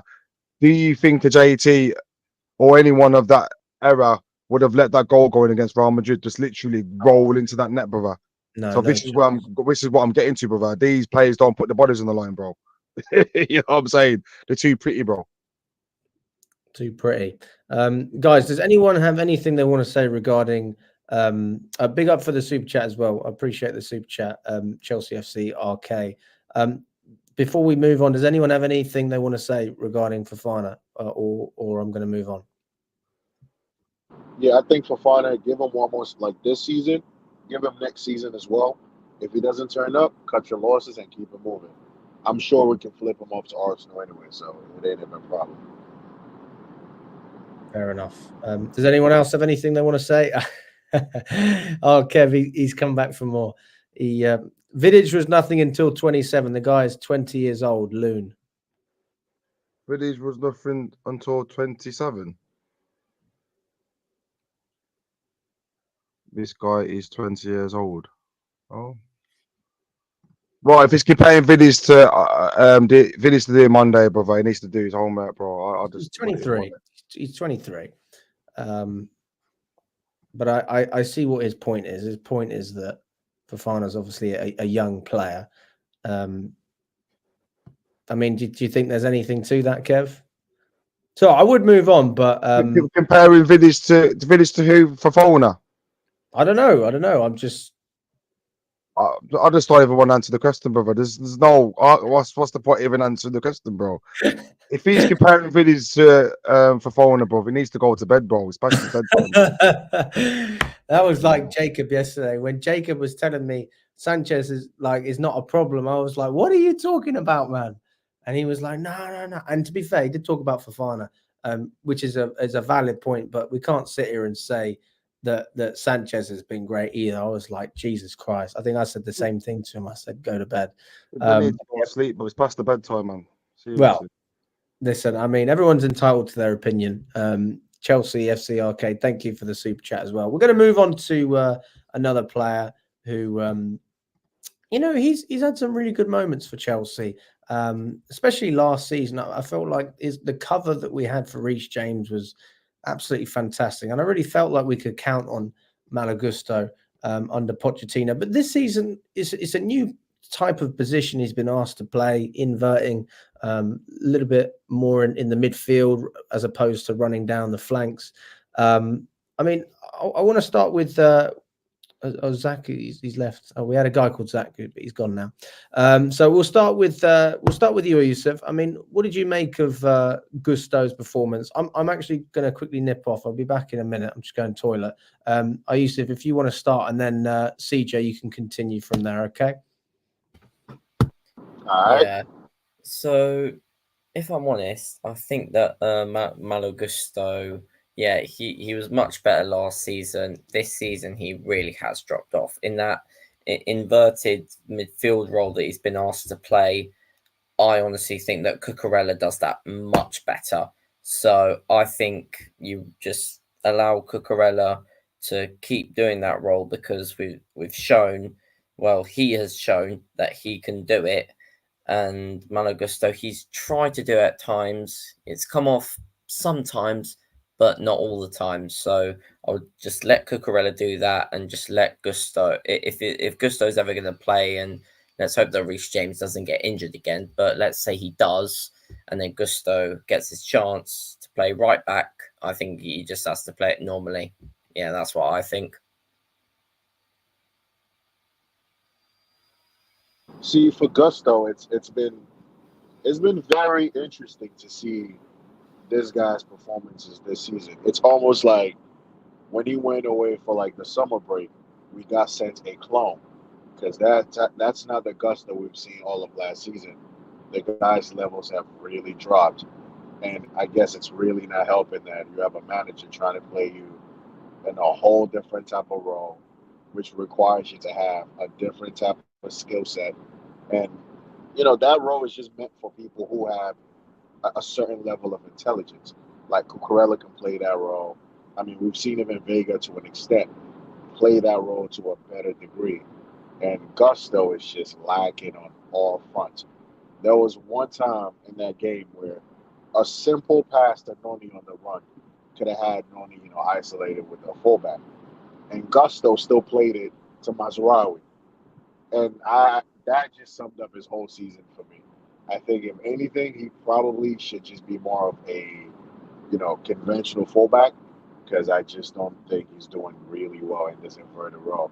It's not his fault that he's playing it, but I think Maresca just has to realize, this experiment ain't working. Like there are times when a coach might have, an idea about a player and he might really want to see that come into fruition, but this is one of those where it's not working and it should be left alone. Bring Cucurella back, Gusto on the bench for a couple of games until he regains that sharpness for me, at least. I mean, are you seeing signs that even though things aren't coming off, that if we persisted, it could get better, or are you just completely closing off that idea? So this is like an example of like Conor Gallagher in the number 10 role for me last season, where I just knew it was just not going to work. You play Gallagher a bit deeper as a number 6, ball winning defender, defensive midfielder, high energy, great, it works.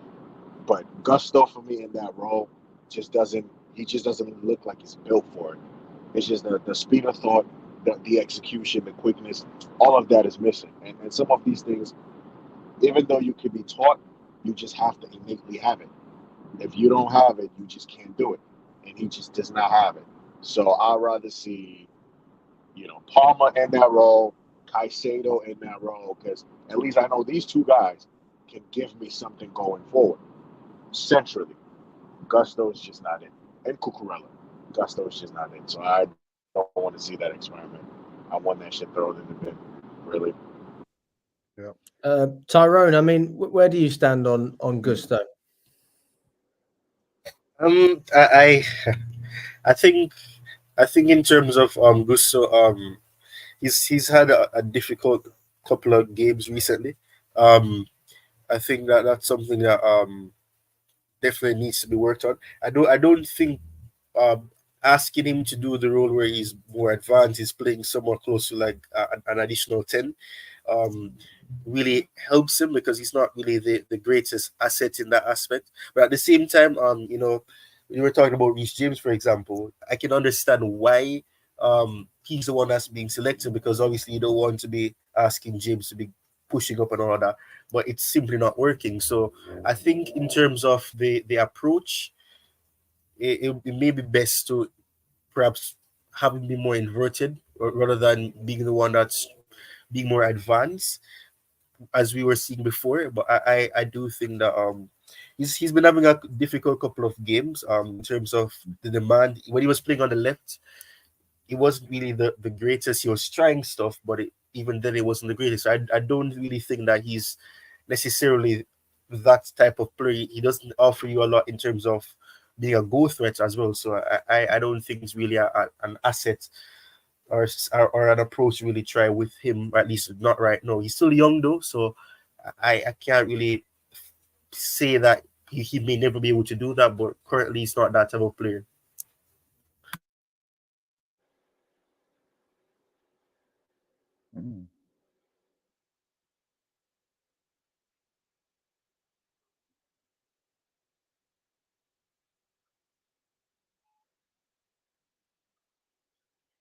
Hello?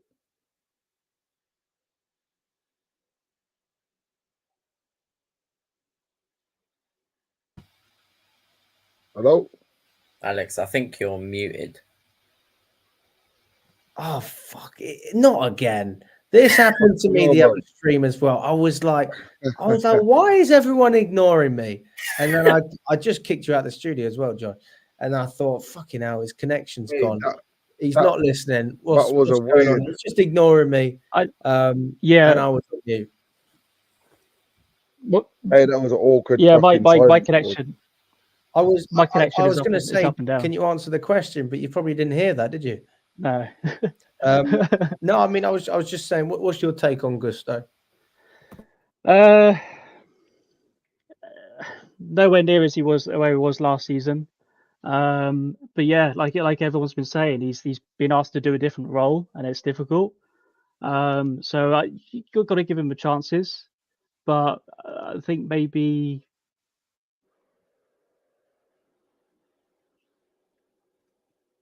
I know my Wi-Fi is cutting in and out, and but You said he's got to take his chances. I think Maresca needs to play to his abilities.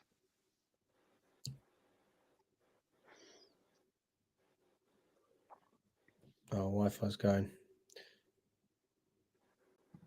Right, Kev, do you want to follow up on what Josh said? I don't know what's going on with his internet.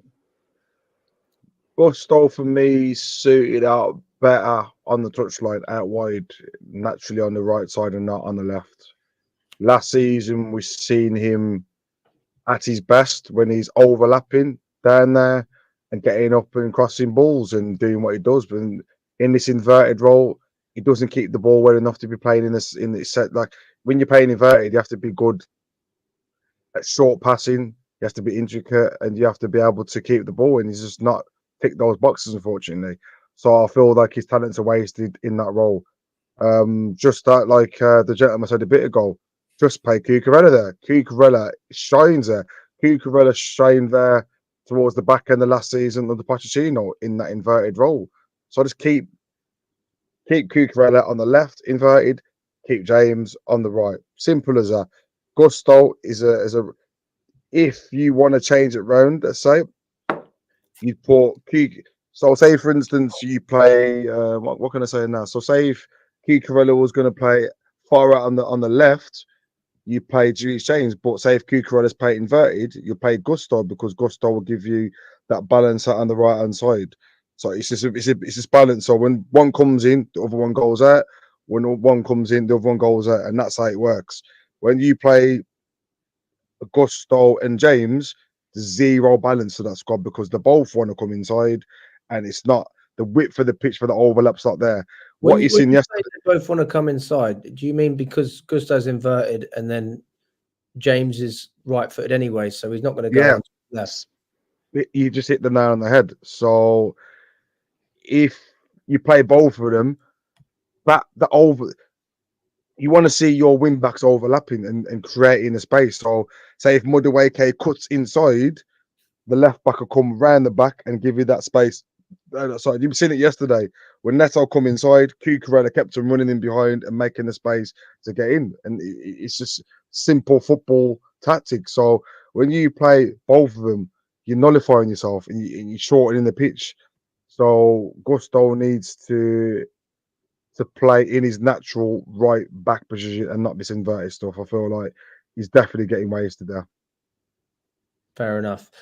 Yeah, I mean, I thought Gusto would be able to do it, but it seems like he's struggling more than we expected. I mean, if this was just a classic right back role, similar to what we had under Poch last season, I don't think we would have seen much of a difference. But he requires to be a little bit less physical and a little bit more technical. And I think that is where we're struggling a little bit. There's moments where, you know, he's doing passes with his left foot, and there's not many times you see right backs trying to do that, but he's given it a good go. It's just not coming off. So certainly a lot for Maresca to think about. We're going to move on from that position, and we're going to go up to the midfield now, and we're going to talk about the goal scorer, Moises Caicedo. Oh, I love this guy. What an absolute baller. And I'll tell you what a pleasure to have this guy on our team.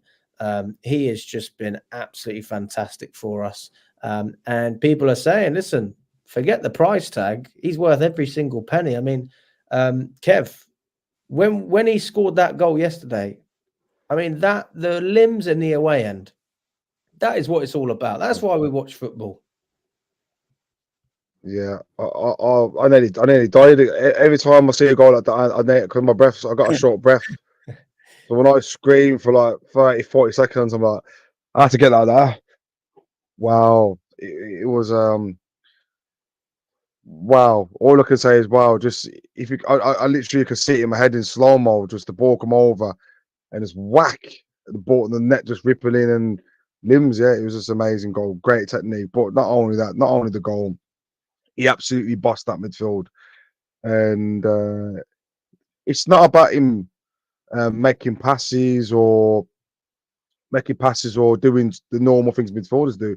He's actually very smart as well. He buys a lot of fouls through him just leading into players, and you know he's just a smart player. And him and Lavia together, mate, it's that's going to be what can I say, SCN and Lampard combination for us to look forward to. Them two are going to shine moving forward, man. I'm so happy to both for them to be in. But Caicedo, what a phenomenal player, and considering how we dissed him started last season. And this is the thing, though, like we have to give players time. We never give him a minute. So he had that bad game. I think we played West Ham started last year. Yeah. And it was awful. And it was all everyone was like, oh, what 100 million, this and that. And I was just like, just give the guy some time. And it might take you 6 months, might take you 12 months, but it took him, you know, a good 10 months to settle. But that's normal for any player. You can't expect to come in and hit the ground running straight away. But he's finally found his feet, and look at him now. He's the best defensive midfielder in the Premier League, without a shadow of a doubt. I mean, we've got to watch it, haven't we? I just, it was beautiful. Let's watch the goal. I mean, the angle wasn't my best, but I mean, just an amazing. Oh, is this your recording? Yeah, Kev, mate. Listen. Do you know what it is? You've got to fucking mate. Watching it from the stands, that goal, it was another level. I mean, let's check it out briefly.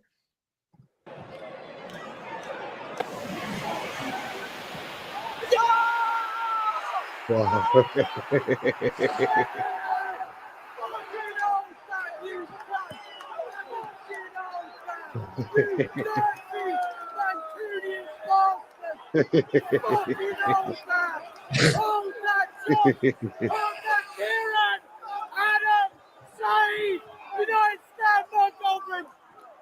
I don't know why I called out Mark Goldbridge. I don't even know the guy.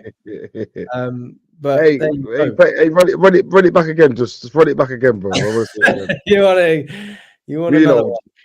Well, let's have a little reload, shall we? Little reload. Okay. Oh my life. No, the goal, not you. The goals. I know. Okay, cool. Ready?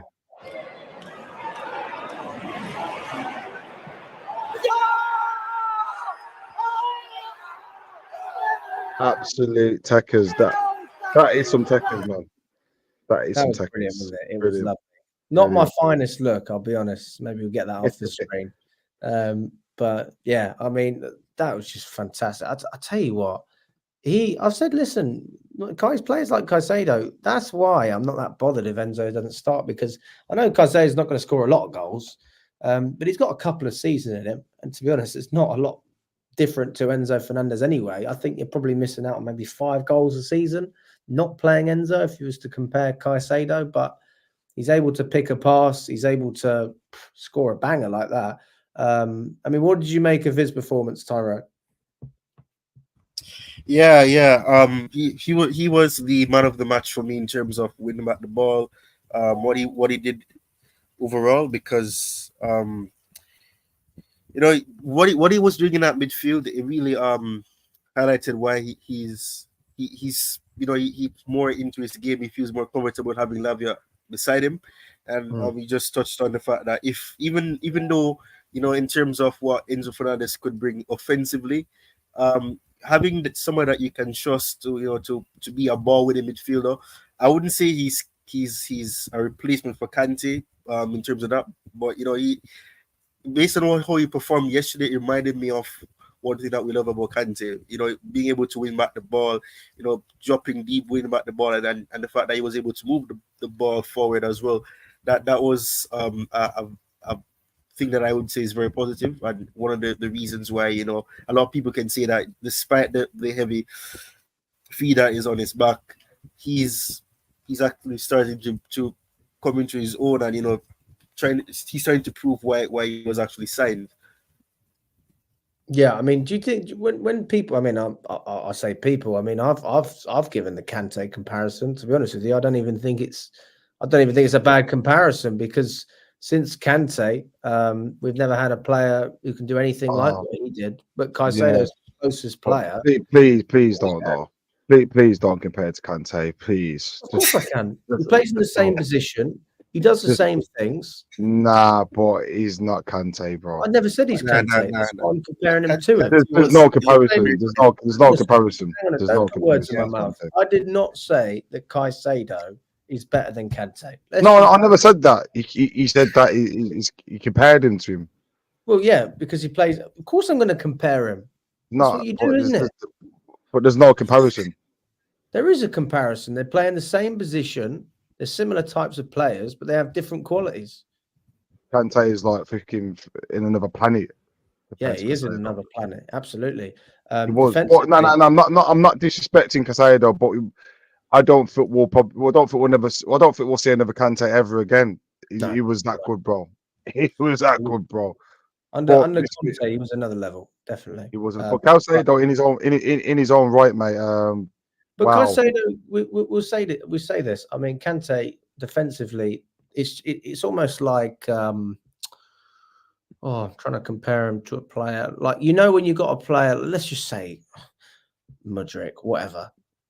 Nobody's faster than him, right? Let's just say it like that. That's the first player that comes to my mind. Let's not talk about quality. Just talk about pace. Mudryk's by far the fastest player, whatever. Kante, by far the best defensive player we've ever seen in that midfield.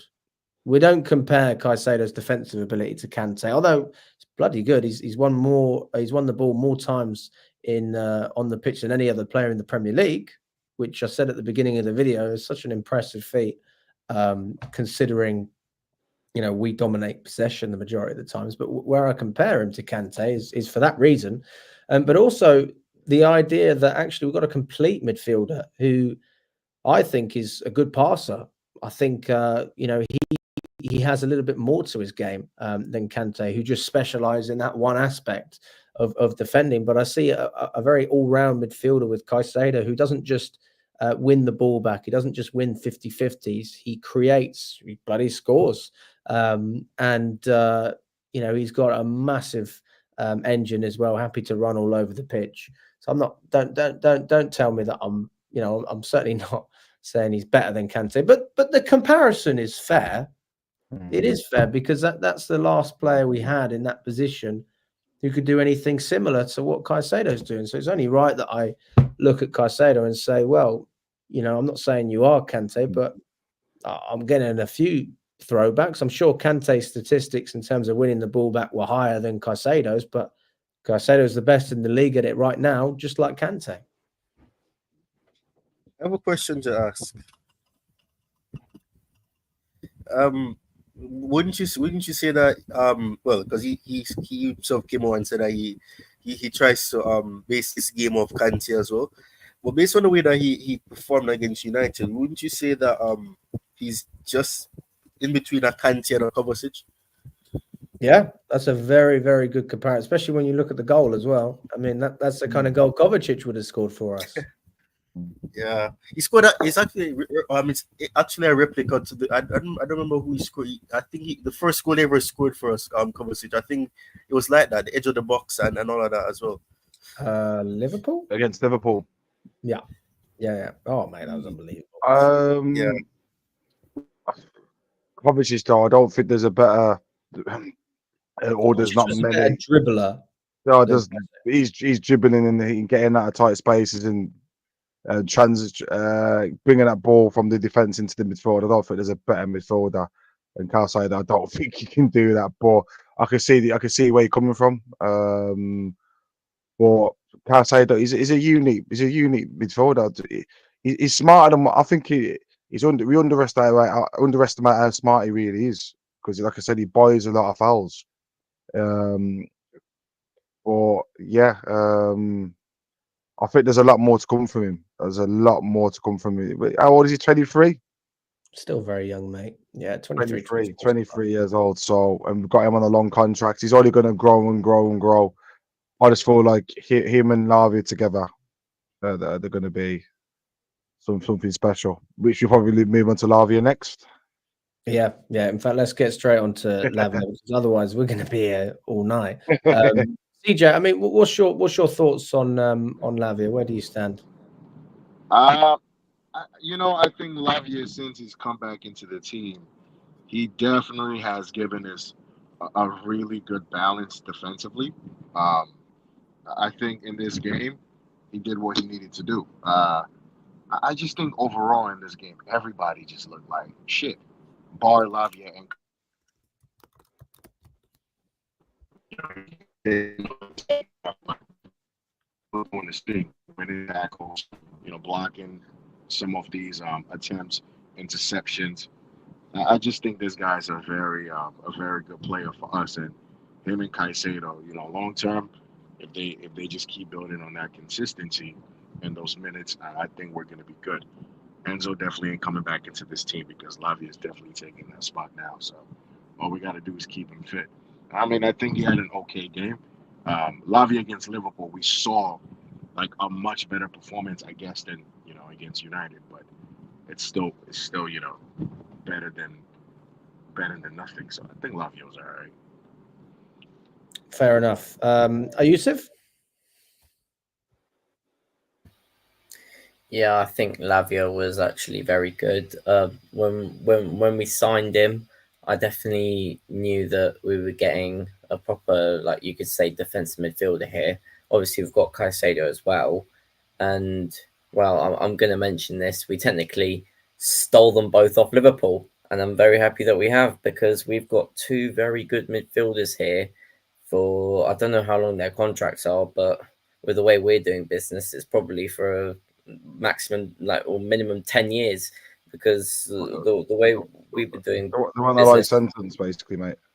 Yeah, exactly. Yeah, so we've basically got, obviously Enzo's included in this, but I think Lavia and Caicedo are that double pivot at the moment, which we're going to run with, but we've got them both locked in for the next 10 years. And I'm happy that we have, because I think this midfield is going to be very secure. And I think that Lavia is going to be a very big part of it, especially trying to pick out those passes. Caicedo has been doing that as well. But I think Lavia will be the one more trying to take the ball from the defence and try to supply the attacking players with it. Fair enough. Tyrone? Yeah, yes. I'm probably going to sound slightly different to what I've heard. He wasn't bad, but he made quite a lot of mistakes.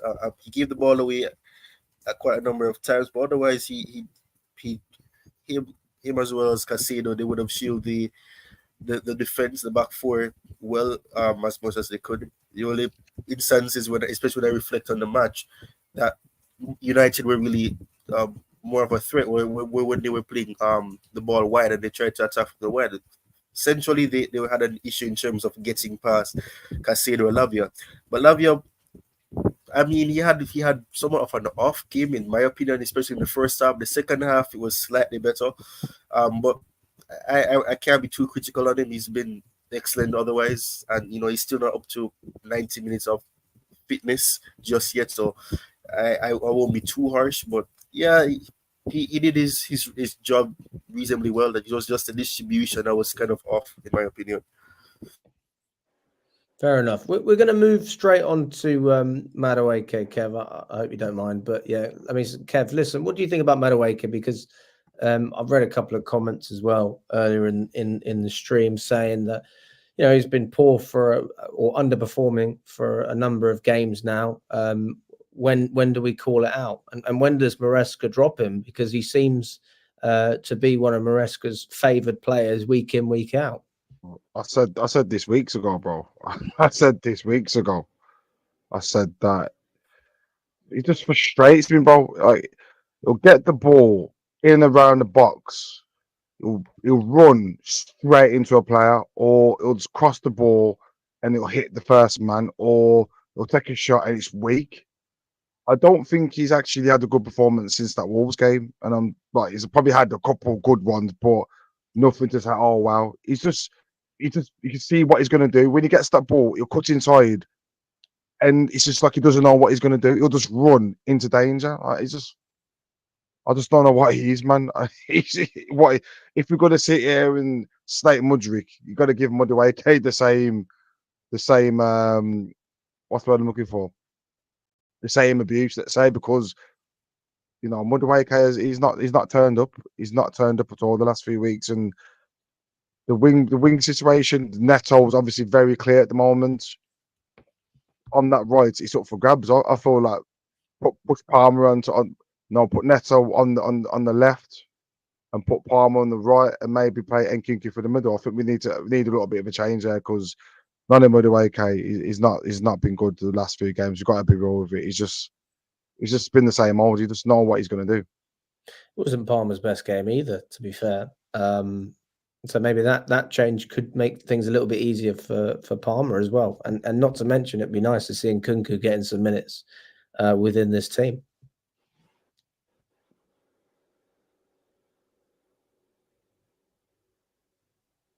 Kev. Oh, sorry. You're right. Yeah, I was saying. So I think it might help Palmer on the right hand side because he keeps getting man marked as a 10, struggling to find the space. He ends up being dragged out wide anyway. So if you play him on the right and you're able to get Nkunku involved, who's good at operating in those tight spaces, then it can cause opponent a different type of problem.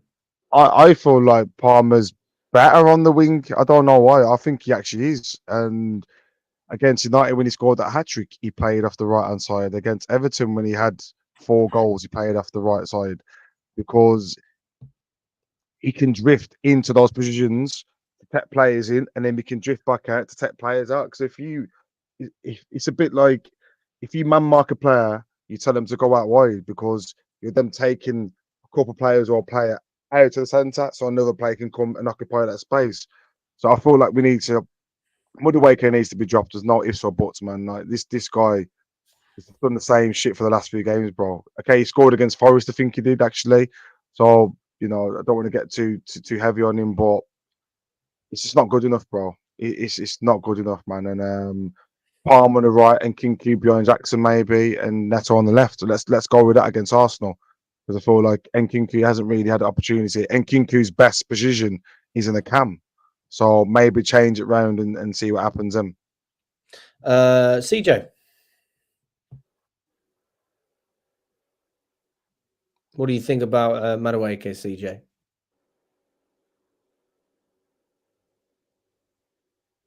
Oh, okay.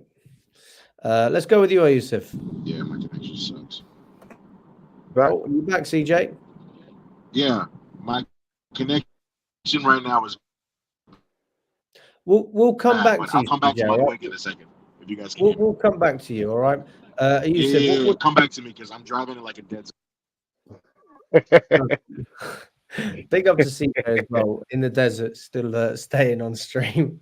It's Yusuf, I mean, what do you think about Madueke? Yeah, I won't lie. Since the Wolves game, very underwhelming from him.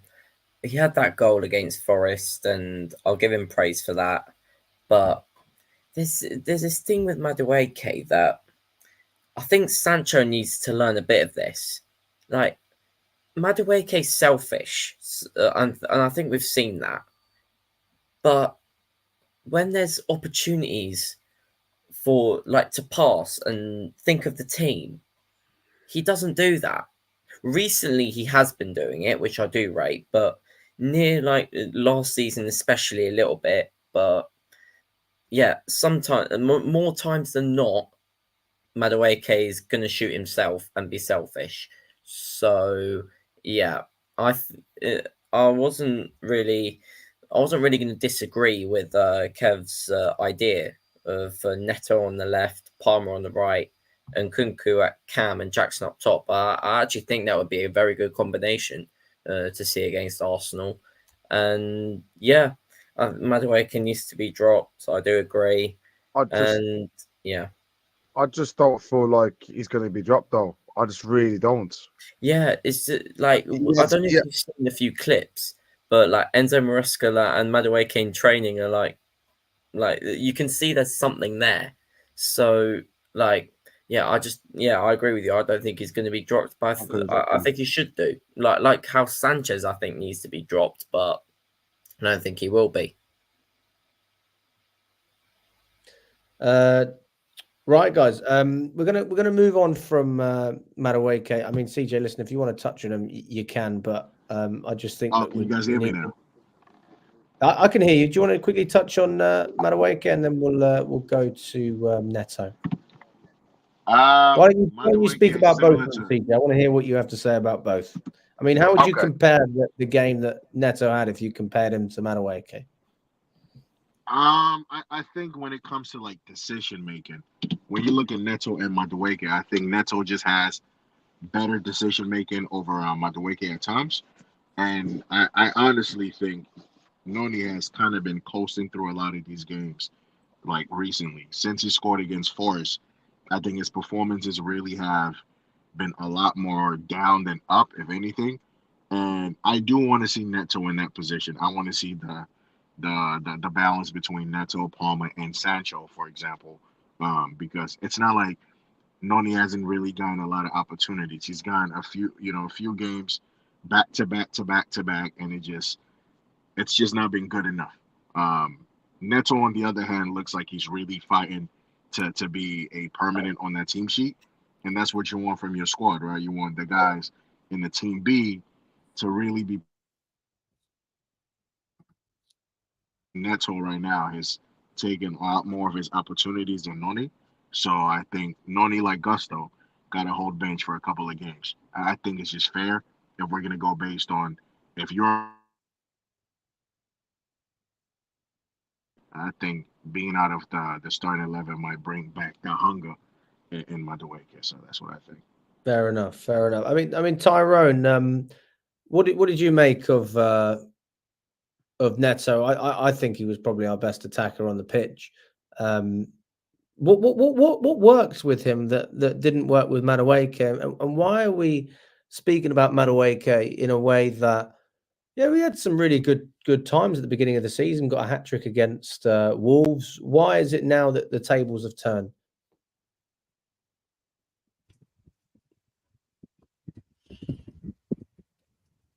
Tyrone? Oh, sorry, I didn't hear the name you said. I was wondering, but yeah, Yeah, I do agree with what was said about Madueke in particular. He has really been the greatest. I would say for at least a month. He's had good games here and there. He scored the goal against Forest, which was obviously important, but he hasn't been the same. And the point that was raised about him as well, and one of the reasons why I think perhaps why Neto would have had a more influential part in this match in particular is the fact that both were struggling in the first half. They were non-existent because they were. It was a case where you saw James trying to get the ball into the middle, and then it was just trying to get the ball to Palmer or trying to get to the Jackson. It was a field move and all of that. But what I think has changed the fact that Neto is actually not afraid to drop deep. Madueke does obviously drop deep as well, but I think in terms of decision making, when to when he should make the passes, when he should actually try to take on players, that is an issue because he struggled completely when he tried to take on players. He failed at getting past players as he normally would in other games. So I think that is one aspect. Neto obviously has more pace than he does. He has more chemistry in terms of knowing how to anticipate passes, knowing how to link up better with players, and that's something that Madueke hasn't shown because he's more of a player that tries to do things on his own, try to do tricks here and there and try to take a shot. And as he was mentioned before, those shots never really turn out to be anything. The same can be said for Neto in terms of output. He's not really a player that has been a talisman or a player that likes to score goals, but he's more of a creator. And I think that that's one thing that sets him aside from Madueke because Madueke is not a creator. He's more of a player that tries to get goals. Neto is more of a team player, trying to connect with players, try to make something happen. Madueke is about trying to get something done for himself. At least that's my opinion. Kev, do you have any more thoughts on Neto? I mean, I thought he was brilliant. And I mean, we speak about defensive work as well. I mean, I think Madueke is defending. That's not necessarily the criticism. It's more what he does on the other end of the pitch. Neto was phenomenal yesterday. No ifs or buts. His work rate, his desire, strength, pace, decision making, everything. He's what you want to see from a winger. He is your typical winger. And the thing about him is as well, he doesn't. He plays on reactions. He doesn't play. He plays on instinct. Let's say. I think with a Mudryk or a Madueke, they get into the box, and it seems like they don't know what to do. Like they take a moment, and then they'll cut or they'll lose the ball. With Neto, he cuts, and then he'll just shoot straight away. He doesn't mess about. He's what you want from a winger. And obviously, I did forget Sancho. So fair play to the lad for what's his name for mentioning it. Sancho will probably be another option as well to play off that left, Neto on the right, and Palmer for the middle. So I forgot to mention Sancho when he does come back. But yeah, I was calling that from Neto a few weeks ago. He's definitely our best winger. And just hopefully we can keep him fit because his work rate alone yesterday was enough to make me be happy with him, because there's not many wingers in the game that want to do the dirty work. We think with Madueke, we've seen glimpses of it yesterday, but we've never seen it consistently. With Neto, he was tracking back, he was helping his man, he was putting his body in the line. There was a time where Casemiro completely took him out, and he didn't have to go in for that tackle, but he just thought, "Fuck it, let's go in for it." And that's you don't really see that from your winger getting stuck in, but he wanted it, and this is what you want. You want your players fired up and wanting to get on the ball. So he's got to. Him and Palmer have got to be the first names on the goal on the team sheet going forward because, yeah, they're both gonna create and do the business up that part of the pitch. It's interesting we speak about Palmer as well. I've been seeing a few things in the chat about. And Alex, I'm going to shoot as well. Sorry, brother. It's cracking on. So yeah, you've got work. What time's work for you? I've got shit to do in the morning, bro. So I'm going to love and leave you on. And thanks for having me on, bro. And I'll chat to you tomorrow. Always a pleasure, Kev. Thanks Listen, to the panel as well. All the best to the panel as well. And respect for coming on. Big up to you, Kev. I'll speak with you tomorrow. Love, man. Thank you. But yeah, listen, guys. Yeah, I mean, I'm reading the chat as well. Some people are saying that Palmer's injured. I mean, I haven't seen any news about him being injured. So I'll probably take that with a pinch of salt. As far as I'm aware, he just iced his knee or whatever it was. But I mean, he was able to stay on the pitch throughout the whole game against Man United. So it's not like he came off on a stretcher or anything. And we haven't heard anything publicly. I don't think he, he didn't walk out on crutches. People say he was limping. Yeah, I mean, I don't know. Has anything come from the scans? I don't know. I mean, does anyone know anything about this, or is this the first time you're hearing about this stuff as well? The only thing that's been Sorry. Yeah, you No, go on. so, You go on. the only thing that I've actually seen is just that it's just the news from Matt Law that it's gonna have the scan. I don't really think there's been any update in terms of if he's actually injured. If he was injured, I think probably would have been disclosed or already or probably hasn't happened yet. But I don't think he's actually injured. I think he was just a little probably the momentum of it. I don't really think he's injured though. Yeah, I mean, it was definitely a red card. I don't know why. I don't know how the referee didn't give that as a red, but every week we're talking about the referees, how crap they are. I don't think there's any point continuing to talk about it. Yeah, I mean, Yusuf, what did you make of Palmer's performance? Yeah, I won't lie. It wasn't his best game. All my mates tell me that I rave about Palmer all the time, and can you really blame me? Because look what he does for us. He scores nearly every game. He looks like you could say maybe the best midfielder in the Premier League at the moment, probably. Best And player. then I actually haven't seen anything about him being injured. Yeah, the only news I've really had is that he's going to have a scan. And yeah, not his best performance by all accounts, but you could definitely tell that he was trying to make things happen. I just think it was the players around him just weren't helping. Neto, he was helping, but it's just, I think Madueke didn't do much yesterday and didn't really help Palmer out that much. So, and I think we'll get on to Jackson in a bit, but Jackson, I can't really blame him for yesterday either. Yeah. I don't think it was his best game, but I think he was, difficult man marked. And also the middle of the park was just completely packed. You had Ugarte, you had Casemiro in there as well. We brought on Lindelof at one point. It was that their job wasn't to make anything happen against Palmer. It was to just stop him. And they did that, to be fair, United. Listen, we're going to go on to the final player who started this game, Nicolas Jackson. I think he was extremely quiet. Probably one of the worst games he's had. Not because he was terrible, because he was just a ghost. But again, I think that's a testament to how well United defended and the fact that Palmer didn't get involved. We didn't see that link up, which is something that has helped us many, many times. So, I mean, Tyrone, what did you make about Jackson's performance? Is there anything he could have done better? Do you think that it was his fault, or did United just defend him, defend very well? He really had a quiet game, as you said. I don't really think he could have done better. It wasn't a case where he wasn't trying, because he tried to involve himself in a lot of the game and he tried to help in the build up and all of that. But I think it's more of the case of a lot of teams, they scout him, they assess him and realize that Palmer and Jackson are one of the two influential players in terms of what we want to do. So because of that, he tends to be marked. Oh, and when you face off, although I'm kind of surprised to be saying this about Man United's defense, when you face off against a team that are they're more physical, they know that if you single out these players, you can stifle the attack or what the attack can do.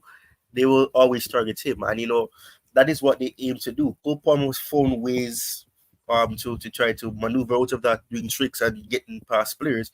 But the thing is, I have to give credit to United in a sense where, you know, they marked him up because Jackson actually tried. He dropped deep and everything. It was just a case of he was just marked out of the game, and we had to try to attack from the wings rather than trying to go centrally. We tried it a few times, but they always got the better of him.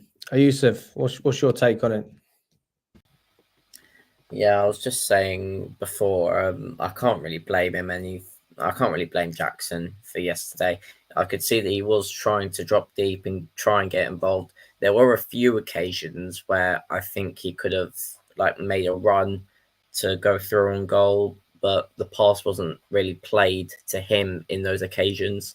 So yeah, for me, I play as a striker myself, and sometimes I can see that run before anyone else can. So yeah, when I saw that, I was like, Jackson, why aren't you doing this? But yeah, I don't really blame him because, as Tyrone said, Man United's defense were I think they were very compact, and they were just making it so hard for Chelsea to just break them down.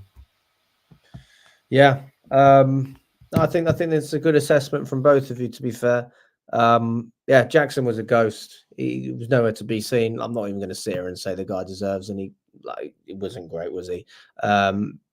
The guy's been so good this season. I can't really say too much. You know, you're entitled to have a bad game, and you know, most of the time when you play against top teams, you got space. He had none. It was no different to playing against Nottingham Forest in a lot of ways. But you know, ultimately, Nicholas Jackson did not really make an impact. Maybe you could have said that Nkunku could have done more in that game in the tight spaces. That's where Nkunku generally does thrive, unlike Jackson. But Jackson has proved us wrong in the majority. So I don't think there was anything to really complain about in terms of Maresca picking him to start in this match. But listen, guys, we're going to round it out. It's we've been going for just over 2 hours. It's past midnight. I've got to get up as well tomorrow morning. But listen, I appreciate everyone for coming on. Yusuf and Tyrone, you have lasted the whole stream, the whole call in. So big up to both of you for jumping on. Thank you for everyone as well that's been watching. We've got almost 400 people in total over X and YouTube as well. If you haven't already, smash the like button. It does make a massive difference. It just shows us that you actually enjoy the content that we're making. And I also want to give a shout out to Omalee. Top right hand corner. Listen, guys, we're sponsored by Omalee. I'm going to be going on there tomorrow to speak about the game, as well as previewing the Noah match as well. It's totally free. It's just an app for football fans to basically speak with each other. Think of it like Twitter Spaces, but instead of it being about anything, it's just about football. There's a link, there's a QR code, download it, and yeah, I'll speak to you tomorrow, hopefully. But listen, apart from that, guys, always a pleasure, and let's catch up very, very soon. Hi there, Alex. Could I just